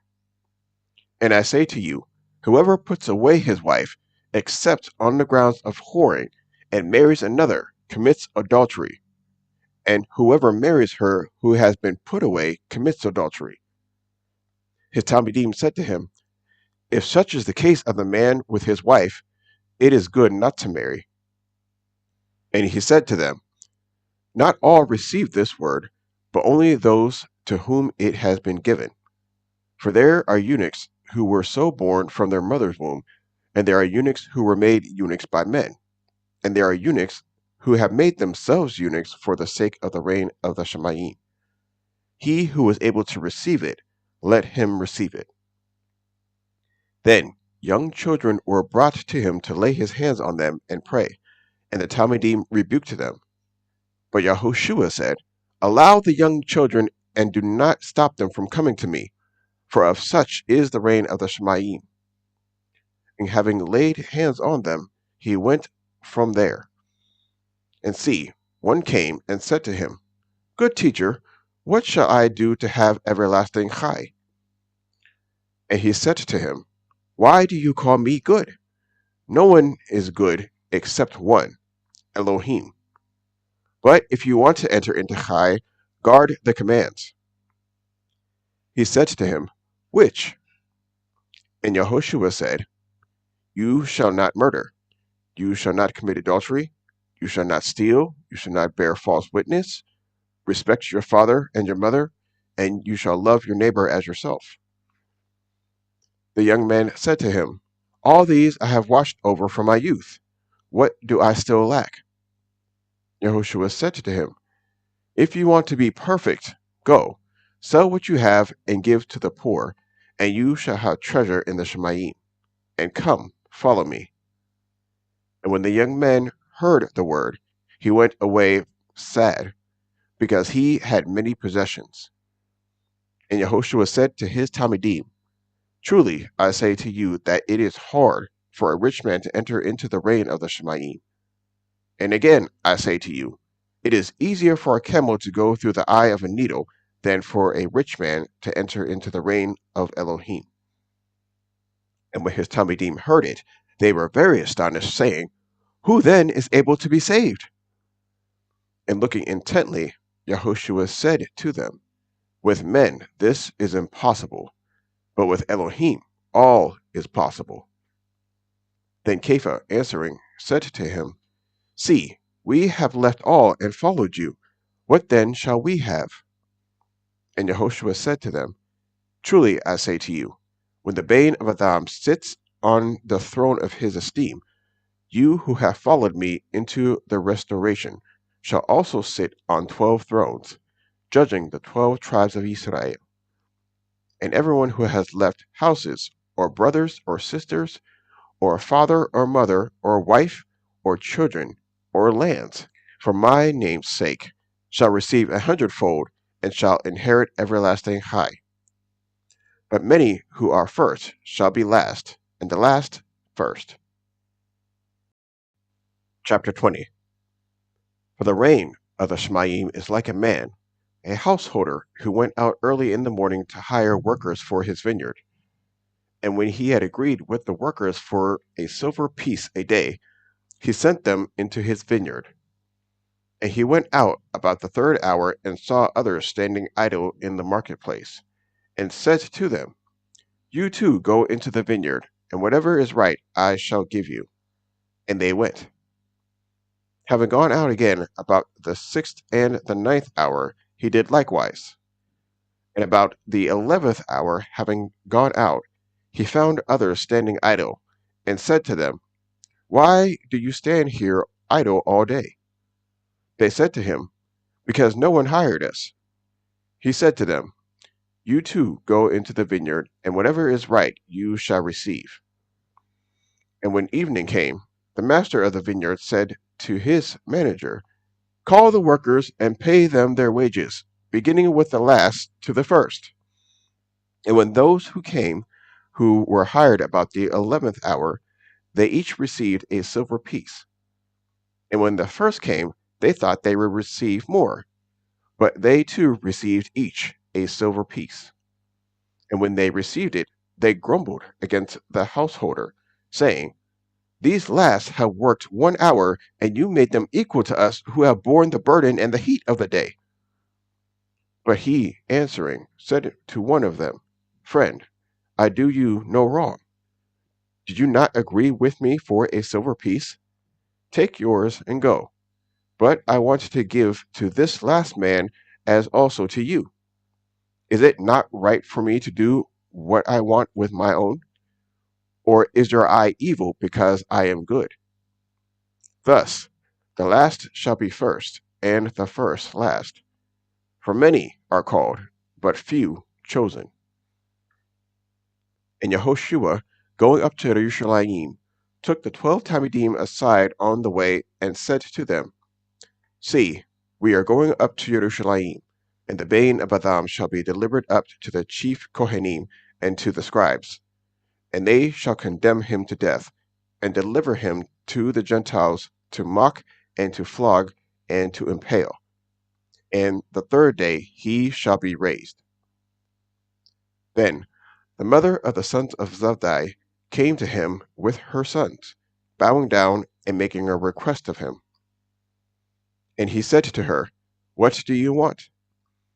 She said to him, Command that these 2 sons of mine might sit, one on your right hand and the other on the left, in your reign. But Yehoshua answering said, You know not what you ask. Are you able to drink the cup that I am about to drink, and to be immersed with the immersion that I am immersed with? They said to him, We are able. And he said to them, You shall indeed drink my cup, and you shall be immersed with the immersion that I am immersed with. But to sit on my right hand and on my left is not mine to give, but it is for those for whom it has been prepared by my Father. And when the 10 heard it, they were displeased at the 2 brothers. But Yehoshua called them near and said, You know that the rulers of the Gentiles are masters over them, and those who are great exercise authority over them. But it shall not be so among you. But whoever wants to become great among you, let him become your servant. And whoever wants to be first among you, let him be your servant. Even as the Bain of Adam did not come to be served, but to serve, and to give his chai as a ransom for many. And as they were leaving Jericho, a large crowd followed him. And see, 2 blind men sitting by the way, having heard that Yehoshua was passing by, cried out, saying, "Have compassion on us, O Master, Bane of Dawid!" And the crowd rebuked them that they should be silent. But they cried out all the more, saying, "Have compassion on us, O Master, Bane of Dawid!" And Yehoshua stopped and called them and said, "What do you want me to do for you?" They said to him, "Master, that our eyes be opened." And having been moved with compassion, Yehoshua touched their eyes, and immediately their eyes received sight, and they followed him. Chapter 21. And when they came near to Jerusalem, and came to Beit Faji, at the Mount of Olives, then Yehoshua sent 2 Talmidim, saying to them, "Go into the village opposite you, and straightway you shall find a donkey tied, and a colt with her. Loosen, and bring them to me. And if anyone says whatever to you, you shall say, 'The master needs them,' and immediately he shall send them." And all this took place that it might be filled what was spoken by the Navi, saying, "Say to the daughter of Zion, See, your sovereign is coming to you, meek, and sitting on a donkey, even a colt, the foal of a donkey." And the Talmidim went, and having done as Yehoshua ordered them, they brought the donkey and the colt, and laid their garments on them, and he sat on them. And most of the crowd spread their garments on the way, while others cut down branches from the trees and spread them on the way. And the crowds who went before and those who followed cried out, saying, "Hosanna to the Bane of Dawid! Baruch is he who is coming in the name of Yahweh! Hosanna in the highest!" And as he entered into Jerusalem, all the city was stirred, saying, "Who is this?" And the crowd said, "This is Yehoshua, the Navi from Nazareth of Galilee." And Yehoshua went into the Mikdash of Elohim, and drove out all those buying and selling in the Mikdash, and overturned the tables of the money changers and the seats of those who sold doves. And he said to them, "It has been written, 'My house shall be called a house of prayer,' but you have made it a den of robbers." And blind and lame ones came to him in the Mikdash, and he healed them. But when the chief Kohanim and scribes saw the wonders which he did, and the children crying out in the Mikdash and saying, "Hosanna to the Bane of Dawid," they were greatly displeased, and said to him, "Do you hear what these say?" And Yehoshua said to them, "Yes. Have you never read, 'Out of the mouth of children and nurslings you have perfected praise'?" And having left them, he went out of the city to Beit Anya, and spent the night there. And returning to the city early in the morning, he became hungry. And seeing a single fig tree by the way, he came to it and found not on it but leaves, and said to it, "Let no fruit grow on you ever again." And immediately the fig tree withered. And the Talmidim, seeing it, marveled, saying, "How did the fig tree wither so soon?" And Yehoshua answering said to them, "Truly I say to you, if you have belief and do not doubt, you shall not only do what was done to the fig tree, but even if you say to this mountain, 'Be removed and thrown into the sea,' it shall be done. And whatever you ask in prayer, believing, you shall receive." And when he had come into the Mikdash, the chief Kohanim and the elders of the people came to him as he was teaching, and said, "By what authority are you doing these? And who gave you this authority?" And Yehoshua answering said to them, "I shall ask you one question too, which, if you answer me, I also shall say to you by what authority I do these. The immersion of Yochanan, where did it come from? From the Shemayim or from men?" So they reasoned among themselves, saying, "If we say from the Shemayim, he shall say to us, 'Then why did you not believe him?' But if we say, 'From men,' we fear the crowd, for all hold Yochanan as a Navi." And they answered Yehoshua and said, "We do not know." And he said to them, neither do I say to you by what authority I do these. But what do you think? A man had 2 sons, and he came to the first and said, Son, go, work today in my vineyard.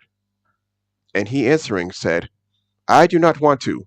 But afterwards he repented and went. And having come to the second, he says similarly.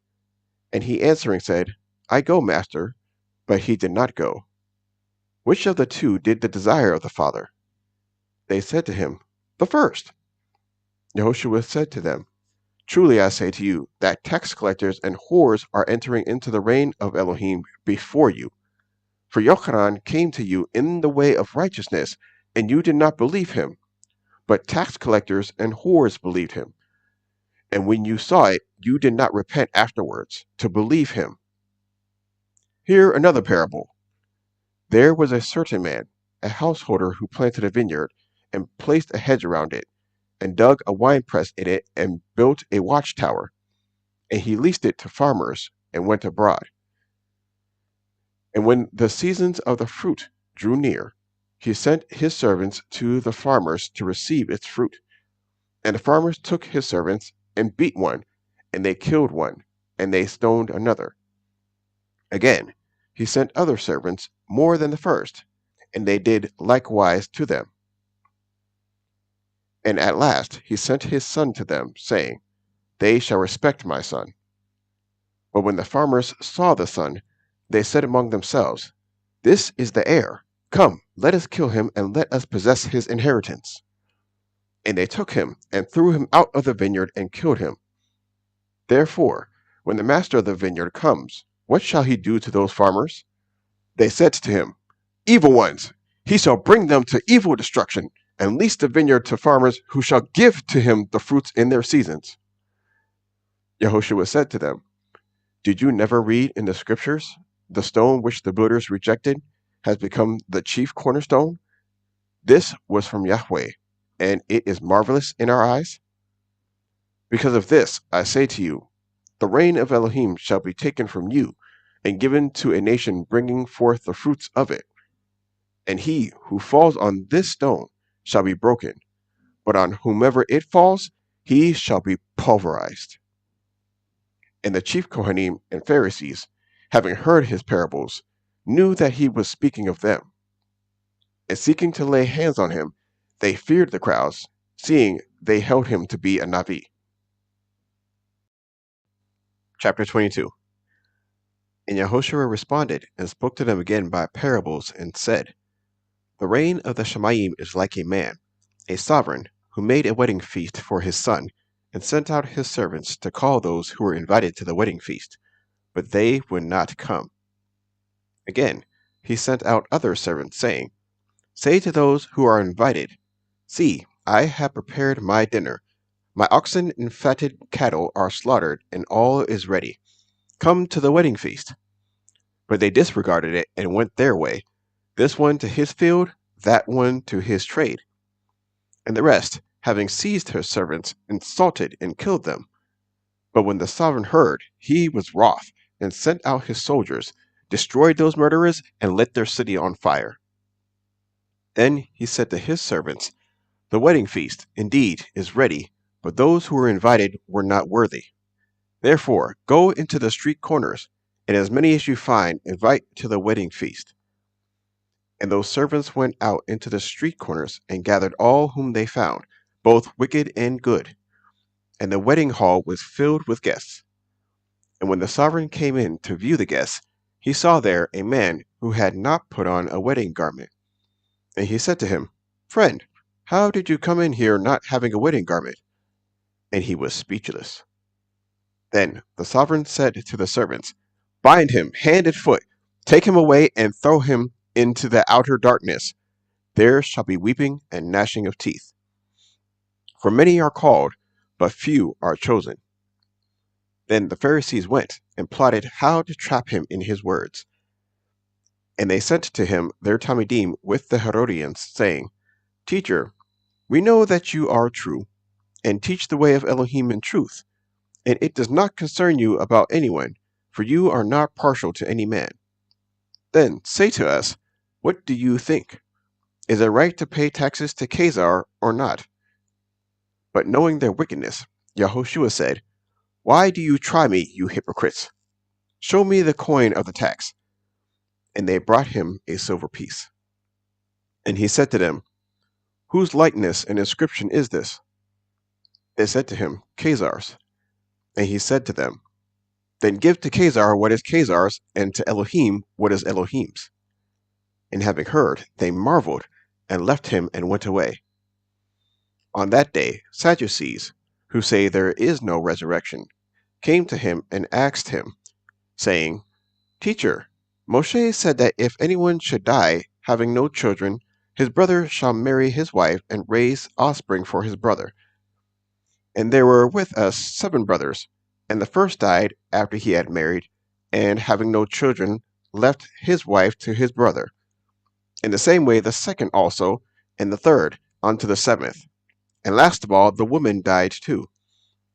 At the resurrection, then, whose wife of the 7 shall she be? For all had her. And Yahushua answering said to them, You go astray, not knowing the Scriptures nor the power of Elohim. For in the resurrection they do not marry, nor are they given in marriage, but are as messengers of Elohim in the Shemayim. And concerning the resurrection of the dead, have you not read what was spoken to you by Elohim, saying, I am the Elohim of Abraham, and the Elohim of Yitzchak, and the Elohim of Yaakov? Yahweh is not the Elohim of the dead, but of the living. And when the crowds heard, they were astonished at his teaching. But the Pharisees, having heard that he had silenced the Sadducees, were gathering together, and one of them, one learned in the Torah, questioned, trying him, and saying, Teacher, which is the great command in the Torah? And Yahushua said to him, You shall love Yahweh your Elohim with all your heart, and with all your being, and with all your mind. This is first and great command, and the second is like it. You shall love your neighbor as yourself. On these 2 commands hang all the Torah and the Nevi'im. And when the Pharisees were gathered together, Yahushua asked them, saying, What do you think concerning Hamashiach? Whose bane is he? They said to him, Of David. He said to them, Then how does David in the Ruach call him Master, saying, Yahweh said to my Master, Sit at my right hand until I make your enemies a footstool for your feet. If then David calls him Master, how is he his bane? And no one was able to answer him a word, and from that day on no one asked him any more questions. Chapter 23. Then Yahushua spoke to the crowds and to his Talmidim, saying, The scribes and the Pharisees sit on the seat of Moshe. Therefore, whatever he says to you to guard, guard and do. But do not do according to their works, for they say, and do not do. For they bind heavy burdens, hard to bear, and lay them on men's shoulders, but with their finger they do not want to move them.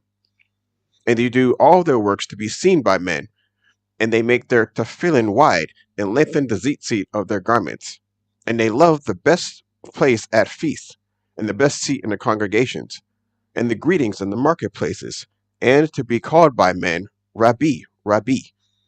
But you, do not be called Rabbi, for one is your teacher, Hamashiach, and you are all brothers. And call none on earth your father, for one is your father, he who is in the Shemayim. Neither be called leaders, for one is your leader, Hamashiach. But the greatest among you shall be your servant. And whoever exalts himself shall be humbled, and whoever humbles himself shall be exalted. But woe to you, scribes and Pharisees, hypocrites, because you shut up the rain of the Shemayim before men, and you do not go in, nor do you allow those who are entering to go in. Woe to you, scribes and Pharisees, hypocrites, because you eat up widows' houses, and for a show make long prayers. Because of this, you shall receive greater judgment. Woe to you, scribes and Pharisees, hypocrites, because you go about the land and the sea to win one convert. And when he is one, you make him a son of Gehinnom twofold more than yourselves. Woe to you, blind guides, who say, whoever swears by the Mishkan, it does not matter, but whoever swears by the gold of the Mishkan is bound by oath. Fools and blind! For which is greater, the gold or the Mishkan that makes the gold Kodesh? And whoever swears by the altar does not matter, but whoever swears by the gift that is on it is bound by oath. Fools and blind! For which is greater, the gift or the altar that makes the gift Kodesh? He, then, who swears by the altar, swears by it and by all that is upon it. And he who swears by the Mishkan, swears by it and by him who is dwelling in it. And he who swears by the Shemayim, swears by the throne of Elohim and by him who is sitting upon it. Woe to you, scribes and Pharisees, hypocrites! Because you tithe the mint and the anise and the cumin, and have neglected the weightier of the Torah, the right ruling, and the compassion and the belief. These need to have been done without neglecting the others. Blind guides, straining out a gnat and swallowing a camel. Woe to you, scribes and Pharisees, hypocrites! Because you clean the outside of the cup and dish, but inside they are filled with plunder and unrighteousness. Blind Pharisee, first clean the inside of the cup and dish, so that the outside of them becomes clean too. Woe to you, scribes and Pharisees, hypocrites!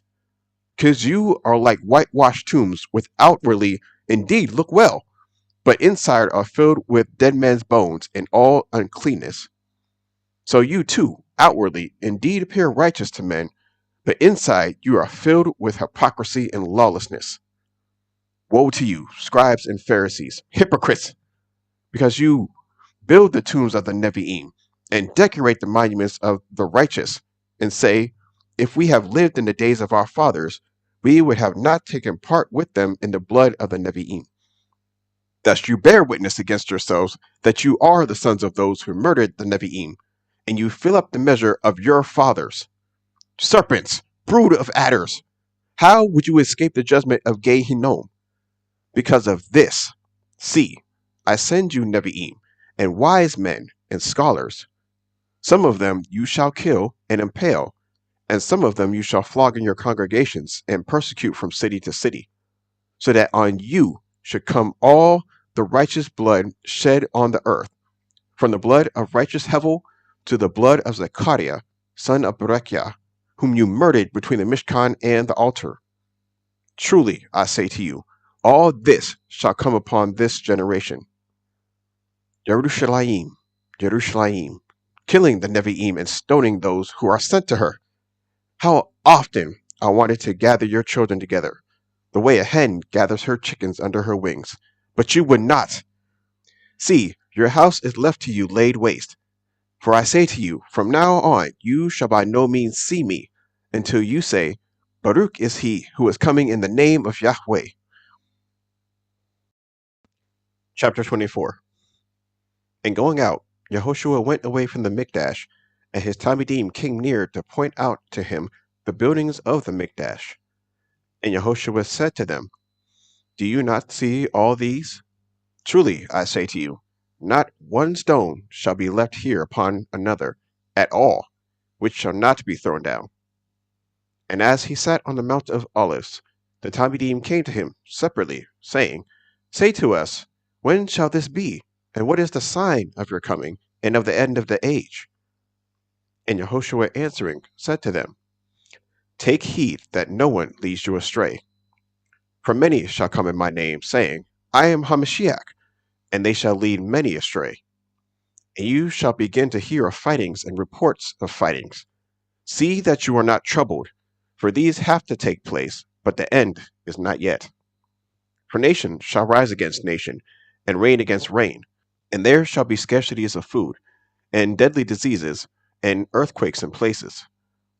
And all these are the beginning of birth pains. Then they shall deliver you up to affliction and kill you, and you shall be hated by all nations for my name's sake. And then many shall stumble, and they shall deliver up one another, and shall hate one another. And many false prophets shall rise up and lead many astray. And because of the increase in lawlessness, the love of many shall become cold. But he who shall have endured to the end shall be saved.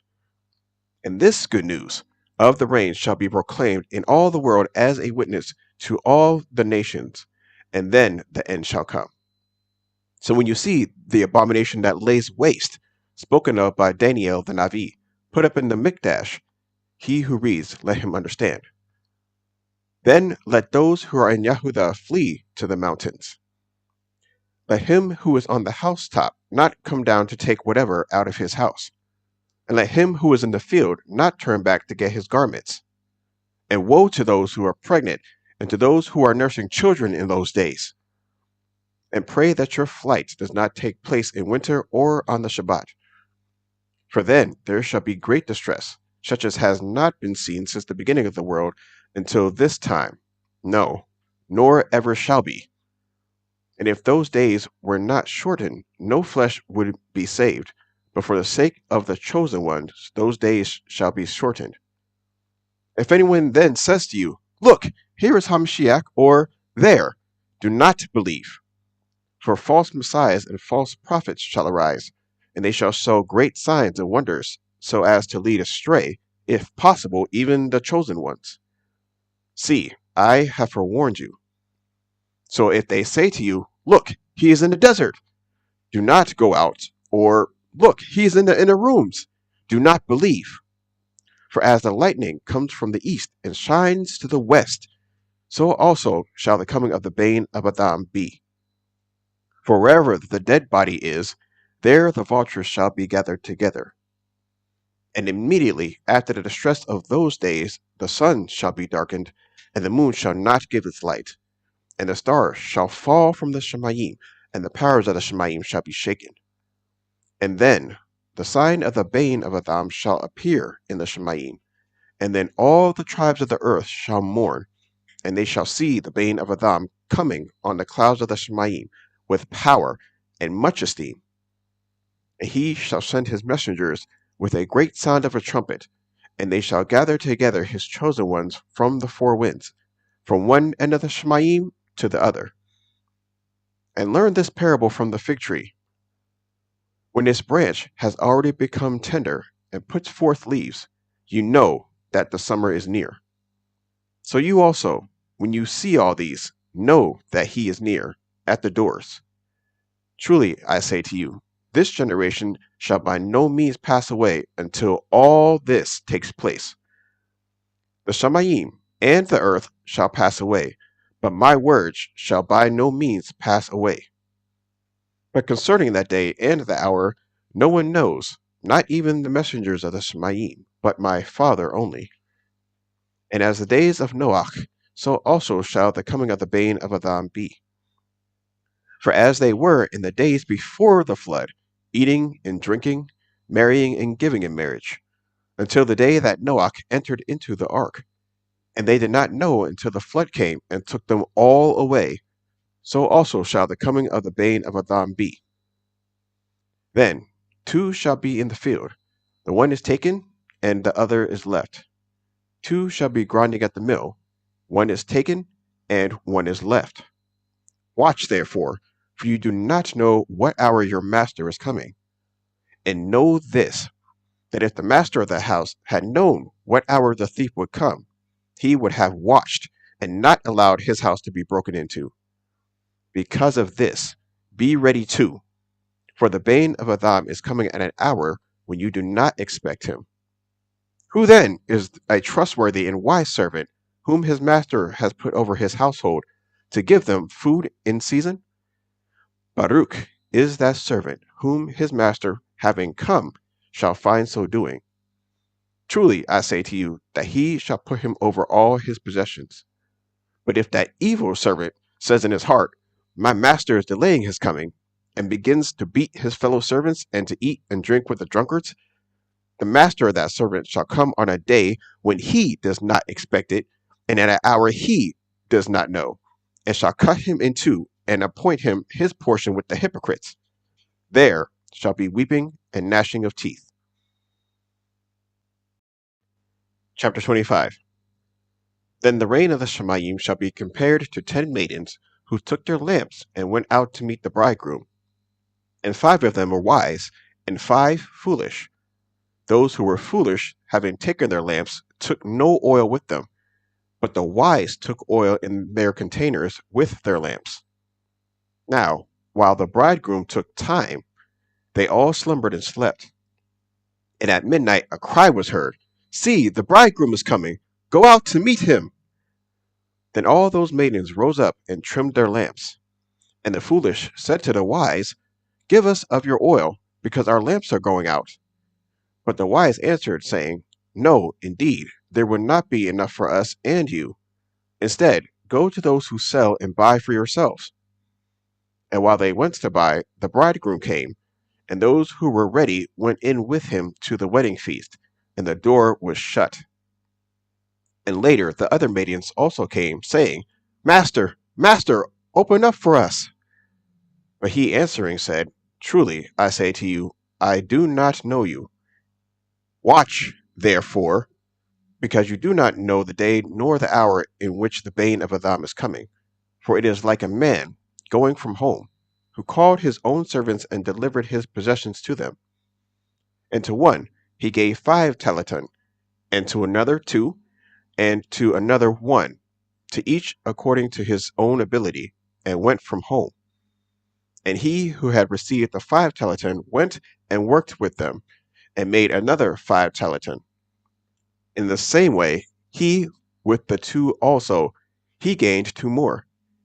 But he who had received the 1 went away and dug in the ground, and hid the silver of his master. And after a long time, the master of those servants came and settled accounts with them. And he who had received 5 talents came and brought 5 other talents, saying, "Master, you have delivered to me 5 talents. See, I have gained 5 more talents besides them." And his master said to him, "Well done, good and trustworthy servant. You were trustworthy over a little, and I shall put you over much. Enter into the joy of your master." Then he who had received 2 talents came and said, "Master, you delivered to me 2 talents. See, I have gained 2 more talents besides them." And his master said to him, "Well done, good and trustworthy servant. You were trustworthy over a little, I shall put you over much. Enter into the joy of your master." And the one who had received the 1 talent also came and said, "Master, I knew you to be a hard man, reaping where you have not sown, and gathering where you have not scattered seed. And being afraid, I went and hid your talent in the ground. See, you have what is yours." And his master answering said to him, "You wicked and lazy servant, you knew that I reap where I have not sown, and gather where I have not scattered seed. Then you should have put my silver with the bankers, and at my coming I would have received back my own with interest. Therefore, take away the talent from him, and give it to him who possesses 10 talents. For to everyone who possesses, more shall be given, and he shall have overflowingly. But from him who does not possess, even what he possesses shall be taken away. And throw the worthless servant out into the outer darkness. There shall be weeping and gnashing of teeth. And when the bane of Adam comes in his esteem, and all the Kodesh messengers with him, then he shall sit on the throne of his esteem. And all nations shall be gathered before him, and he shall separate them one from another, as a shepherd separates his sheep from the goats. And he shall put the sheep on his right hand, but the goats on the left. Then the sovereign shall say to those on his right hand, "Come, you Baruch of my father, inherit the reign prepared before you from the foundation of the world. For I was hungry, and you gave me food. I was thirsty, and you gave me drink. I was a stranger, and you took me in. Was naked, and you clothed me. I was sick, and you visited me. I was in prison, and you came to me." Then the righteous shall answer him, saying, "Master, when did we see you hungry, and we fed, or thirsty and gave to drink? And when did we see you a stranger and took you in, or naked and clothed? And when did we see you sick or in prison, and we came to you? And the sovereign shall answer and say to them, Truly I say to you, insofar as you did it to one of the least of these my brothers, you did it to me. He shall then also say to those on the left hand, Go away from me, accursed ones, into the everlasting fire prepared for the devil and his messengers. For I was hungry, and you gave me no food. I was thirsty, and you gave me no drink. I was a stranger, and you did not take me in, was naked, and you did not clothe me, sick and in prison, and you did not visit me. Then they shall also answer him, saying, Master, when did we see you hungry, or thirsty, or a stranger, or naked, or sick, or in prison, and we did not serve you? Then he shall answer them, saying, Truly I say to you, insofar as you did not do it to one of the least of these, you did not do it to me. And these shall go away into everlasting punishment, but the righteous into everlasting chai. Chapter 26. And it came to be, when Yehoshua ended all these words, he said to his Talmidim, You know that after 2 days the Pesach takes place, and the bane of Adam is to be delivered up to be impaled. Then the chief Kohanim and the scribes and the elders of the people came together at the court of the Kohen Hagadol, who was called Caiaphas, and plotted to seize Yehoshua by trickery and kill. But they said, Not at the festival, lest there be an uproar among the people. But when Yehoshua was in Beth Anya, at the house of Shimon the leper, a woman came to him, having an alabaster flask of costly perfume, and she poured it on his head as he sat at the table. And when his Talmidim saw it, they were much displeased, saying, To what purpose is this waste? For this perfume could have been sold for much and given to the poor. However, when Yehoshua noticed it, he said to them, Why do you trouble the woman? For she has done a good work toward me. For you always have the poor with you, but me you do not always have. For in pouring this perfume on my body, she did it for my burial. Truly I say to you, wherever this good news is proclaimed in all the world, what this woman has done shall be spoken of also, to her remembrance. Then one of the 12, called Yehudah from Kerioth, went to the chief Kohanim, and said, What would you give to me to deliver him to you? And they counted out to him 30 pieces of silver. And from then on he was seeking an occasion to deliver him up.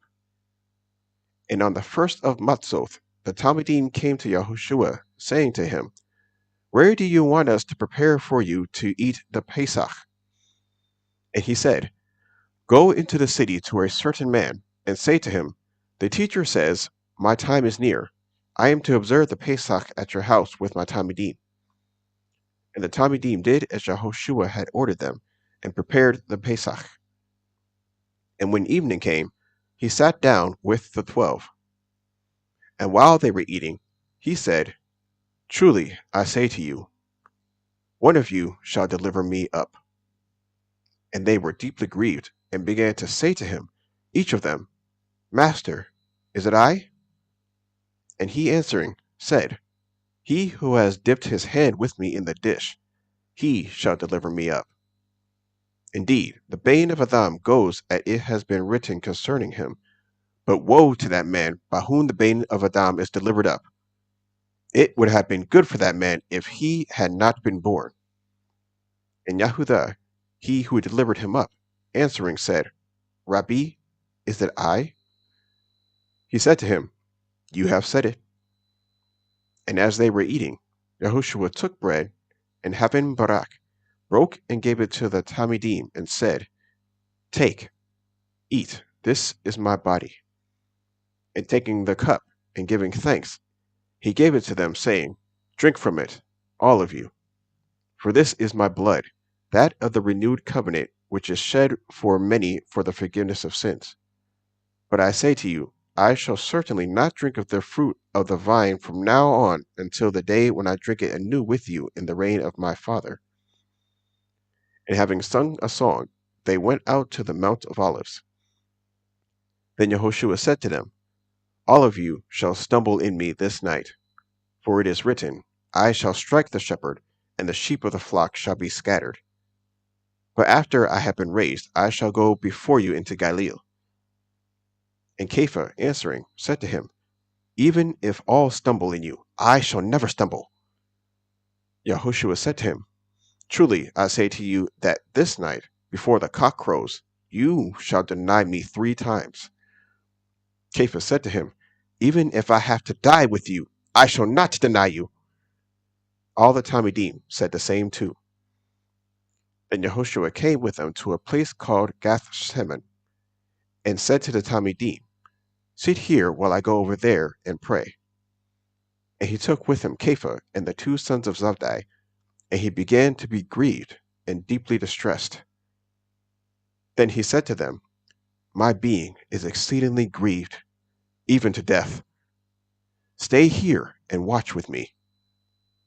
And going forward a little, he fell on his face and prayed, saying, "Oh, my Father, if it is possible, let this cup pass from me. Yet not as I desire, but as you." And he came to the Talmidim and found them asleep, and said to Kepha, "So were you not able to watch with me 1 hour? Watch and pray, lest you enter into trial. The spirit indeed is eager, but the flesh is weak." Again he went away a second time and prayed, saying, "Oh, my Father, if it is impossible for this to pass unless I drink it, let your desire be done." And he came and found them asleep again, for their eyes were heavy. And he left them, went away again, and prayed the 3rd time, saying the same words. Then he came to his Talmidim and said to them, "Still sleeping and taking rest? See, the hour has come near, and the bane of Adam is delivered up into the hands of sinners. Rise, let us go. See, he who delivers me up has come near." And while he was still speaking, see, Yahudah, one of the 12, with a large crowd with swords and clubs, came from the chief Kohanim and elders of the people. And he who was delivering him up gave them a sign, saying, "Whomever I kiss, it is he. Seize him." And going straight up to Yahushua, he said, "Greetings, Rabbi," and kissed him. And Yahushua said to him, "Friend, why have you come?" Then they came and laid hands on Yahushua and seized him. And look, one of those with Yahushua put out his hand and drew his sword, and striking the servant of the Kohen Hagadol, he cut off his ear. Then Yahushua said to him, "Return your sword to its place, for all who take the sword shall die by the sword. Or do you not think that I am not able to pray to my Father now, and he shall provide me with more than 12 legions of messengers? How then shall the scriptures be fulfilled that it has to be this way?" In that hour Yahushua said to the crowds, "Have you come out as against a robber with swords and clubs to arrest me? Daily I sat with you, teaching in the Mikdash, and you did not seize me. But all this came to be so that the scriptures of the Nevi'im might be filled." Then all the Talmidim left him and fled. And those who had seized Yahushua led him away to Caiaphas the Kohen Hagadol, where the scribes and the elders were gathered together. But Kepha followed him at a distance to the courtyard of the Kohen Hagadol, and he went in and sat with the servants to see the end. And the chief Kohanim and the elders and all the council were seeking false witness against Yahushua to put him to death, but found none. Although many false witnesses came forward, they found none. But at last 2 false witnesses came forward and said, "This one said, I am able to destroy the Mishkan of Elohim and to build it in 3 days." And when the Kohen Hagadol stood up and said to him, "Have you no answer to make? What do these witness against you?" But Yahushua remained silent. So the Kohen Hagadol said to him, I put you to oath by the living Elohim that you say to us, if you are Hamashiach, the bane of Yahweh. Yahushua said to him, You have said it. Besides, I say to you, from now on you shall see the bane of Adam sitting at the right hand of the Almighty, and coming on the clouds of the Shemayim. Then the Kohen Hagadol tore his garments, saying, He has blasphemed! Why do we need any more witnesses? See, now you have heard his blasphemy. What do you think? And they answering said, He is liable to death. And they spat in his face and beat him, and others slapped him, saying, Nava to us, Mashiach! Who is the one who struck you? And Cephas sat outside in the courtyard, and a servant girl came to him, saying, And you were with Yehoshua of Galilee. But he denied it before them all, saying, I do not know what you say. And as he was going out into the porch, another girl saw him, and said to those there, And this one was with Yehoshua of Nazareth. But again he denied with an oath, I do not know the man. And after a while those who stood by came to him and said to Cephas, Truly you are one of them too, for even your speech gives you away. Then he began to curse and swear, saying, I do not know the man. And immediately a cock crowed. And Cephas remembered the word of Yahushua, who had said to him, Before a cock crows, you shall deny me 3 times. And going out, he wept bitterly. Chapter 27. And morning having come, and all the chief Kohanim and elders of the people took counsel against Yahushua, so as to put him to death. And having bound him, they led him away, and delivered him to Pontius Pilatus the governor. Then Yehudah, he who delivered him up, having seen that he had been condemned, repented, returned the 30 pieces of silver to the chief Kohanim and to the elders, saying, I have sinned in delivering up innocent blood. And they said, What is that to us? You see to it.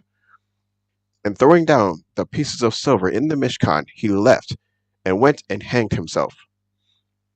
And the chief Kohanim took the silver pieces, and said, It is not right to put them into the treasury, seeing they are the price of blood. So they took counsel, and bought with them the potter's field, for the burial of strangers. Therefore that field has been called the field of blood, until today. Then was filled what was spoken by Yirmiah the Navi, saying, And they took the 30 pieces of silver, the price of him who was pierced, on whom they of the children of Israel put a price, and gave them for the potter's field, as Yahweh had ordered me. And Yahushua stood before the governor, and the governor asked him, saying, You are the sovereign of the Yahudim? And Yahushua said to him, You say it. And as he was accused by the chief Kohanim and the elders, he answered not. Then Pilatus said to him, Do you not hear how much they witness against you? And he didn't answer him, not one word, so that the governor wondered much. And at the festival, the governor used to release to the crowd one prisoner whom they wanted. And they had then a well-known prisoner called Bar-Abba. So when they were assembled, Pilatus said to them, Whom do you want that I release to you, Bar-Abba or Yahushua, who is called Mashiach? For he knew that because of envy they had delivered him up. And as he was sitting on the judgment seat, his wife sent to him, saying, Have not to do with that righteous man, for I have suffered much today in a dream because of him. But the chief Kohanim and elders persuaded the crowds that they should ask for Bar-Abba and to destroy Yahushua. And the governor answering said to them, Which of the 2 do you want that I release to you? They said, Bar-Abba! Pilatus said to them, What then shall I do with Yahushua, who is called Mashiach? They all said to him, Let him be impaled. And the governor said, Indeed, what evil has he done? And they were crying out all the more, saying, Let him be impaled. And when Pilatus saw that he was getting nowhere, but rather an uproar was starting, he took water and washed his hands before the crowd, saying, I am innocent of the blood of this righteous one. You shall see to it. And all the people answering said, His blood be on us and on our children. Then he released Bar Abba to them, but having Yahushua whipped, he delivered him over to be impaled. Then the soldiers of the governor took Yahushua into the court and gathered the entire squad around him. And having stripped him, they put a scarlet robe on him, and plaiting a crown of thorns, they put it on his head, and a reed in his right hand. And they kneeled down before him and mocked him, saying, Greetings, sovereign of the Yahudim! And spitting on him, they took the reed and struck him on the head. And when they had mocked him, they took the robe off of him, then put his own garments on him, and led him away to be impaled. And as they were going out, they found a man of Kurim, Shimon by name. They compelled him to bear his stake. And when they came to a place called Golgotha, that is to say, place of a skull, they gave him wine mixed with bile to drink. And after tasting, he would not drink it. And having impaled him, they divided his garments, casting lots, that it might be filled what was spoken by the Navi. They divided my garments among them, and for my clothing they cast lots. And sitting down, they guarded him there. And they put up over his head the written charge against him. This is Yahushua, the sovereign of the Yahudim. Then 2 robbers were impaled with him, one on the right and another on the left.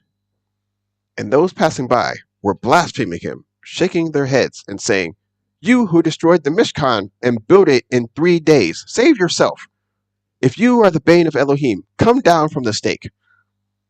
And likewise, the chief Kohanim with the scribes and elders, mocking, said, He saved others, he is unable to save himself. If he is the sovereign of Israel, let him now come down from the stake, and we shall believe him. He trusted in Elohim, let him rescue him now, if he desires him, for he said, I am the bane of Elohim. And also the robbers who were impaled with him reviled him the same. And from the 6th hour there was darkness over all the land until the 9th hour. And about the 9th hour Yahushua cried out with a loud voice, saying, Eli, Eli, lama sabachthani. That is, my El, why have you forsaken me?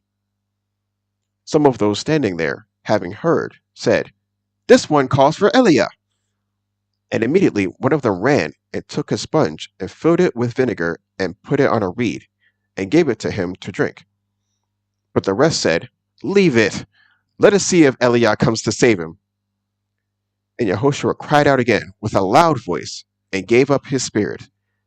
And see, the veil of the Mishkan was torn in 2, from top to bottom, and the earth was shaken, and the rocks were split. And the tombs were opened, and many bodies of the Kodeshim who had fallen asleep were raised. And coming out of the tombs after his resurrection, they went into the Kodesh city and appeared to many. And when the captain and those with him who were guarding Yahushua saw the earthquake and all that took place, they feared exceedingly, saying, Truly, this was the bane of Elohim. And many women who followed Yahushua from Galilee, attending him, were there watching from a distance, among whom were Miriam from Magdala, and Miriam the mother of Yaakov and Yosef, and the mother of Zabdi's sons. And when evening came, there came a rich man from Ramathaim, named Yosef, who himself had also become a Talmid of Yahushua. He went to Pilatus and asked for the body of Yahushua. Then Pilatus commanded the body to be given. And having taken the body, Yosef wrapped it in clean linen, and laid it in his new tomb which he had hewn out of the rock. And he rolled a large stone against the door of the tomb, and went away. And Miriam from Magdala was there, and the other Miriam, sitting opposite the tomb.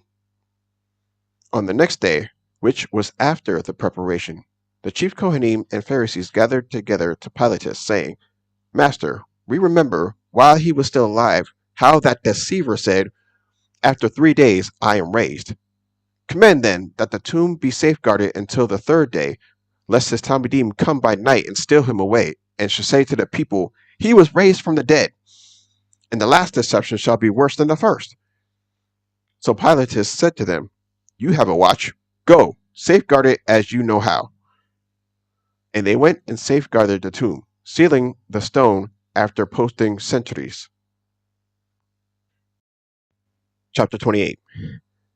Now, after the Shabbat, toward dawn on one of the Shabbat oath, Miriam from Magdala and the other Miriam came to see the tomb. And see, there was a great earthquake, for a messenger of Yahweh came down out of the Shemayim, and came and rolled back the stone from the door, and sat on it. And his appearance was like lightning, and his garments as white as snow. And the guards trembled for fear of him, and became like dead men. And the messenger, responding, said to the women, Do not be afraid, for I know that you seek Yehoshua who was impaled. He is not here, for he was raised, as he said. Come, see the place where the master lay. And go quickly, say to his Talmudim that he was raised from the dead, and see, he is going before you to Galilee. There you shall see him. See, I have told you.